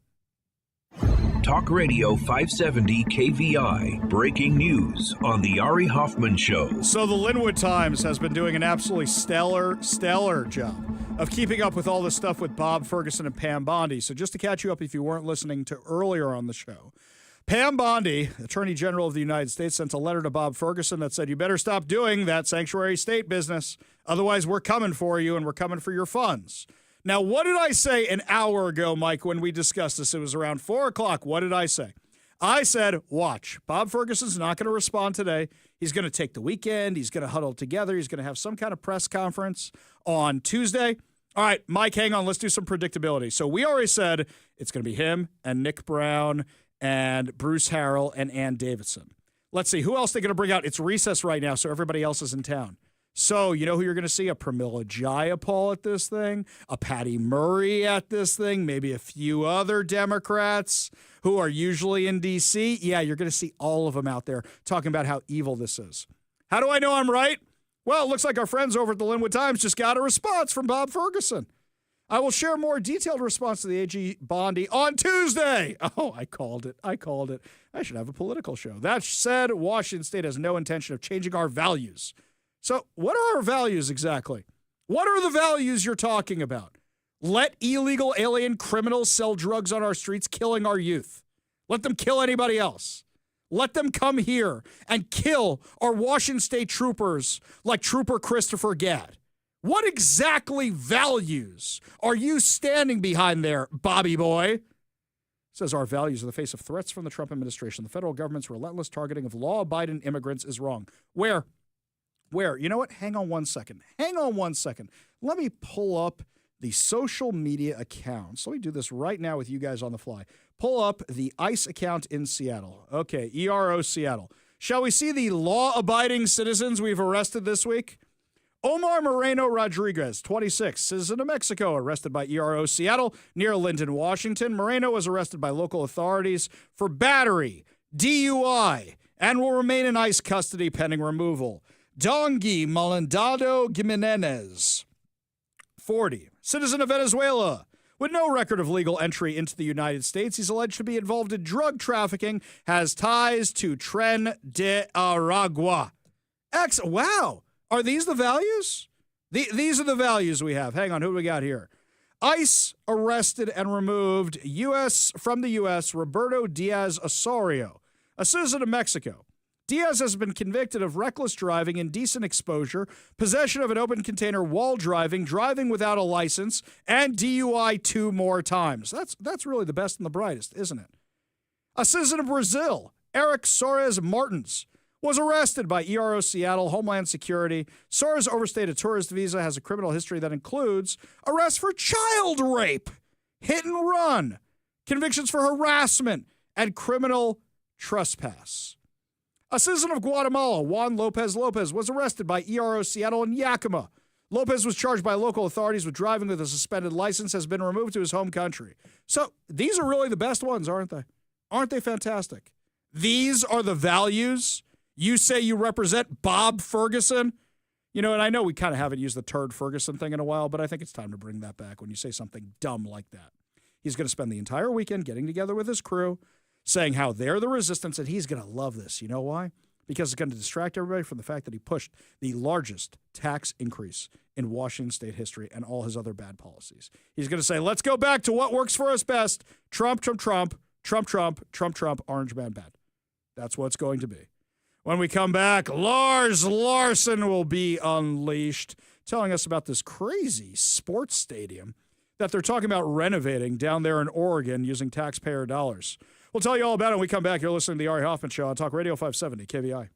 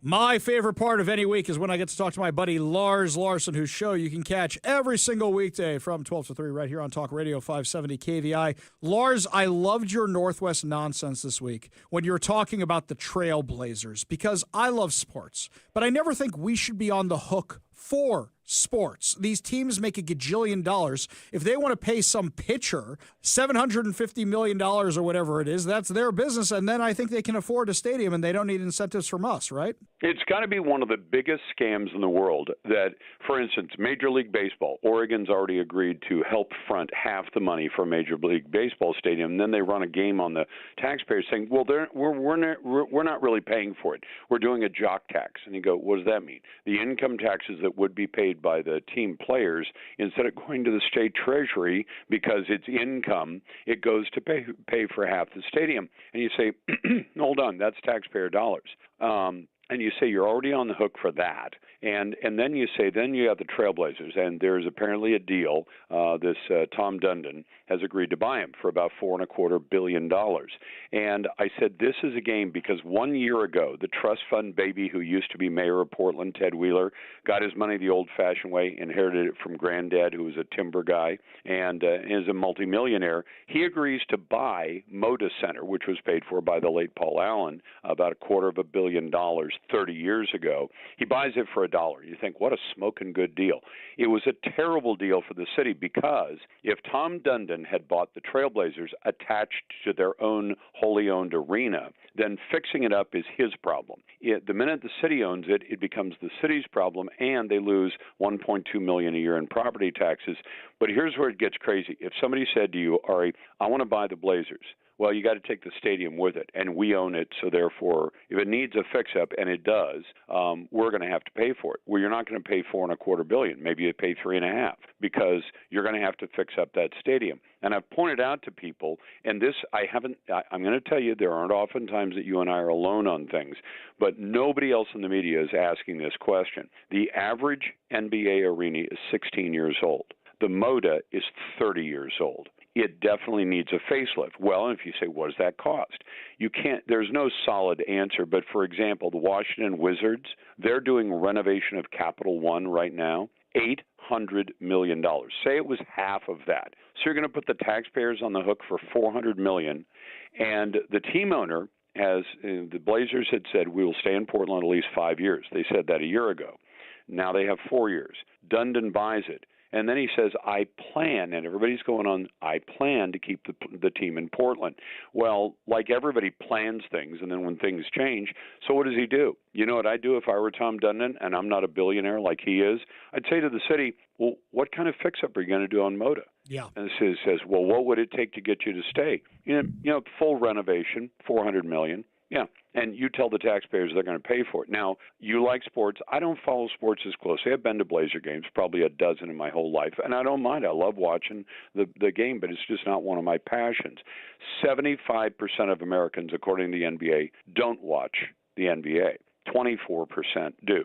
So you say, so for the 75% who don't watch but will pay some of the taxes, they're going to pay for $300, $400, $500, $600 million, whatever the number ends up being. It's going to be in the hundreds of millions of dollars to fix up a stadium. Why? Because the city bought it for $1 a year ago? Yeah, which is insane, by the way. Absolutely insane. These things never pencil out. I mean, look, let me attack my own team, the Mets. I love baseball. I love the Mets. But they were in the middle of building a stadium during the 2008 crisis, all that, right? While all that was going on, they're building a stadium. And what happens while this bank is being bailed out? They get to put their name on the side of the stadium. So now it's Citi Field. So you guys are in the middle of getting bailed out by the government for bad investments, and you guys put your name on the side of a stadium, which is crazy to me that they have the money for that, but also they got all these incentives out of New York to pay for the thing, which means we're on the hook for that, even though they have tons of money from the federal government, tons of money to spend on the naming rights. It's absolutely crazy. And by the way, if the city were to say to the Blazers, we're not doing a fancy fix-up for your stadium, for the stadium, for Moda Center, then you know what happens? Dundon says, well, you know, Seattle has offered me a great place to play, and there are other cities offering me much nicer places. I will take the team and move it in 4 years, and we now have one white elephant, Memorial Coliseum, that doesn't have a major tenant. Now we'll have two white elephants. We got a pair. Yeah. And you say, if you don't fix it up, you have a white elephant. If you do fix it up, maybe you can hang on to the team for a while, but now you're forever on the hook. In another 15 or 20 years, whoever owns the Blazers then, if they're still around, is going to say, you need another fix-up, and you guys have to pay for it. And if you don't, we will leave. And you will have two major stadia without a major tenant. Yeah. And without a major tenant to pay the bill, and I know that the teams will pay rent or lease or whatever they pay, some agreement. Tell me that it's going to debt service $400 million of renovation. I don't think so, because the debt service on $400 million, just do the math. If you say it's $1 that it costs you plus $400 million to fix it up, debt service at 5% is $20 million a year. Tell me if I'm wrong on my math.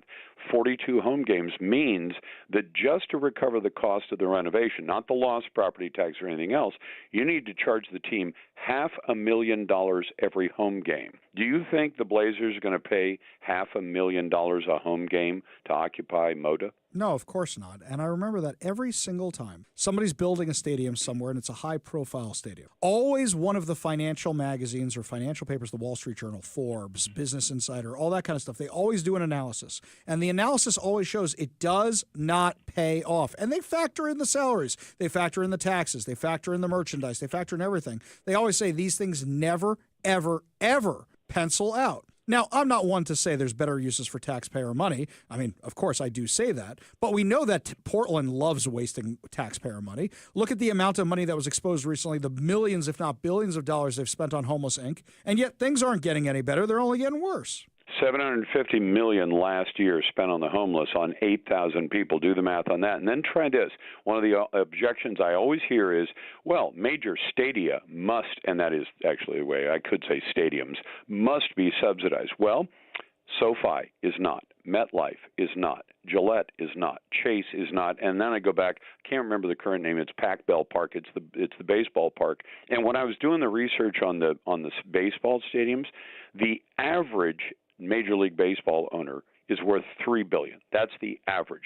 The poorest guy in the Major League Baseball block of owners is only worth $1 billion, and the richest guy is worth $16 billion. And the public, the taxpayers, are going to pay for a stadium where their team can play. They didn't buy the teams to lose money. They always make money on the teams.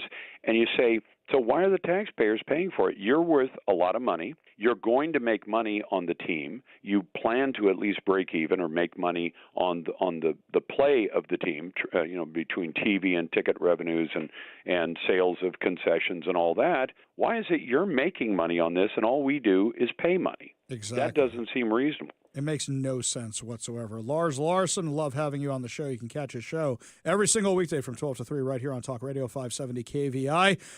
Lars, hope you're going to have a great weekend, buddy. I'm going to be working at the farm. Oh, that sounds really relaxing. That's okay. I am my own illegal alien. I don't need to hire illegal aliens. I am my own illegal alien. Oh, Lars, you have a wonderful I may get a weekend. hat that says that. We'll sell him. Or a T-shirt. I am my own illegal alien. There you go. We'll sell them on the show. Only good news to wrap up the show. Your good news giveaway, your good news headlines, your chance to win a $50 Daniel's Broiler gift card, plus so much more. You're listening to the Ari Hoffman Show on Talk Radio 570 KVI.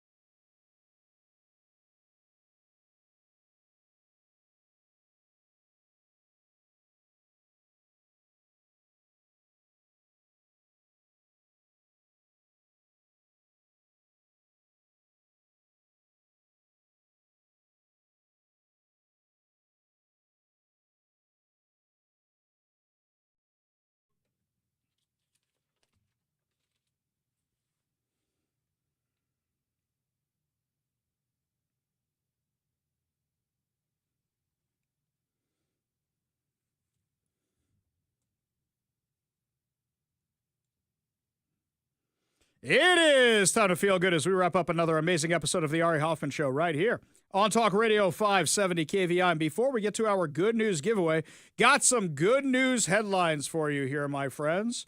So, this one is from Everett, Washington. According to Como News, a historical feat of engineering has come together right here in the Puget Sound. The U.S. Navy's first ever fully autonomous vessel, which can sail without a crew, has been christened in the port of Everett. Wait a minute. This isn't good news. I know what happens when they start developing these robo-ships.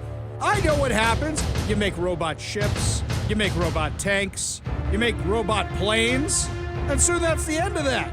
That's it. We're done. The ship, named the USX-1 Defiant. The Defiant? You mean like the spaceship? You mean like the prototype we had to fight the Borg in Deep Space Nine? Is the prototype resulting from about 5 years' worth of work by the Defense Advanced Research Projects Agency, otherwise known as DARPA. DARPA? Aren't those the guys who stare at goats? What? None of this sounds good to me. The premise of the project was to find a way to make a naval ship just like a Roomba. Oh, great! My Roomba doesn't have nuclear missiles on it! So, yeah, let's just send these autonomous things around the world with nuclear missiles and see how this goes, huh? I'm not sure this is good news. This sounds like really, really bad news. All right, let's switch gears over here. All right, here. This one from Core Memory. For the past few months, Six Live, that's his real name, has been operating his company REK out of a no-frills warehouse space off Van Ness in San Francisco. The office has a couple of makeshift desks with computers and a bunch of virtual reality headsets on some shelves. More to the point, the company also has 4 humanoid-style robots hanging from gantries, and they've been outfitted with armor, boxing gloves, and swords? Wait a minute. Robots with swords and boxing gloves and armor? Are you trying to make it so they're going to kill us all? Robot ships, robot boxers. These machines represent the start of a robot fight club. Oh, it's like Real Steel, just the bigger version of it. Robo Fight Club, yes! Well, you thought dog fights were bad and cockfights were bad. Well, now you've got the Robot Fight Club where nobody gets hurt until they turn on their masters for making them slaves and fighting them for our entertainment. The sport would mix flavors from mixed martial arts, pro wrestling, tech world, and anime. Oh, great! Give them all the ideas. Wasn't the Matrix, the Animatrix, literally talking about the end of all this? You're literally giving it ideas. Crazy people. Also, the kids need to learn about tech world at some point. Yes. I forgot about that. Wow. A deep cut there. Oh, crazy. This is all bad. This is all bad, terrible news. I don't know why I'm doing all this. This is all horrible news. We're all going to die because of robots. Crazy stuff. Death, horrible death. Exactly. Super dead. Exactly. All because of the robots. Crazy stuff. Before I forget, your chance to win fantabulous prizes. Today, we're giving away a $50 Daniel's Broiler gift card. Daniel's Broiler has been a Seattle favorite since 1980 and features USDA prime steak and other specialties, including chicken and fresh seafood, as well as a selection of high-end spirits, wine, and cocktails. Daniel's Broiler is open now in Bellevue, downtown Seattle, Leschi and South Lake Union with dine-in, takeout, and delivery. Check out danielsbroiler.com to reserve a table, place your takeout delivery order, and more. We're also giving away a copy of 7 Steps to a Successful Retirement by Brian Evans of Madrona Financial and CPAs. Learn how to design your retirement to support your quality of life for 30-plus years from Brian Evans of Madrona Financial and CPAs, a local company working to help you grow deep financial roots so future financial storms don't blow your life savings away. Visit madronafinancial.com for more information and discover how you can create a rooted wealth plan today. Last but certainly not least, we're giving away 2 tickets to Pantera at the White River Amphitheater on August 22nd. Get your tickets now at Ticketmaster.com. All you have to do in order to win these fantabulous prizes is be caller number 10 at 206-421-5757. That's 206-421-5757. Caller number 10 Win a $50 Daniels Broiler gift card, a copy of 7 Steps to a Successful Retirement by Brian Evans of Madrona Financial and CPAs, and 2 tickets to Pantera at the White River Amphitheater on August 22nd. Phone lines are open now. Give Mike a call for your chance to win at 206-421-5757. That's 206-421-5757. And just before we go today, my friends over at the GOP told me they are now officially recruiting volunteers for their booth at the Washington State Fair. Yes, great news. That was all resolved. So next week, we're going to have all those details for you. Plus, we'll have details on how you can win fair tickets. And we will tell you about Military Mondays when KVI will be out at the fair. This week turned out to be a really, really, really great week. Snatched victory, my friends. That's right. Solved it. Solved the problem. Really excited about how that all worked out. Well, that's going to do it for us today, my friends. But fear not, we will be back on Monday with more insane stories, more exciting guests, and, of course, more giveaways. You've been listening to The Ari Hoffman Show on Talk Radio 570 KVI.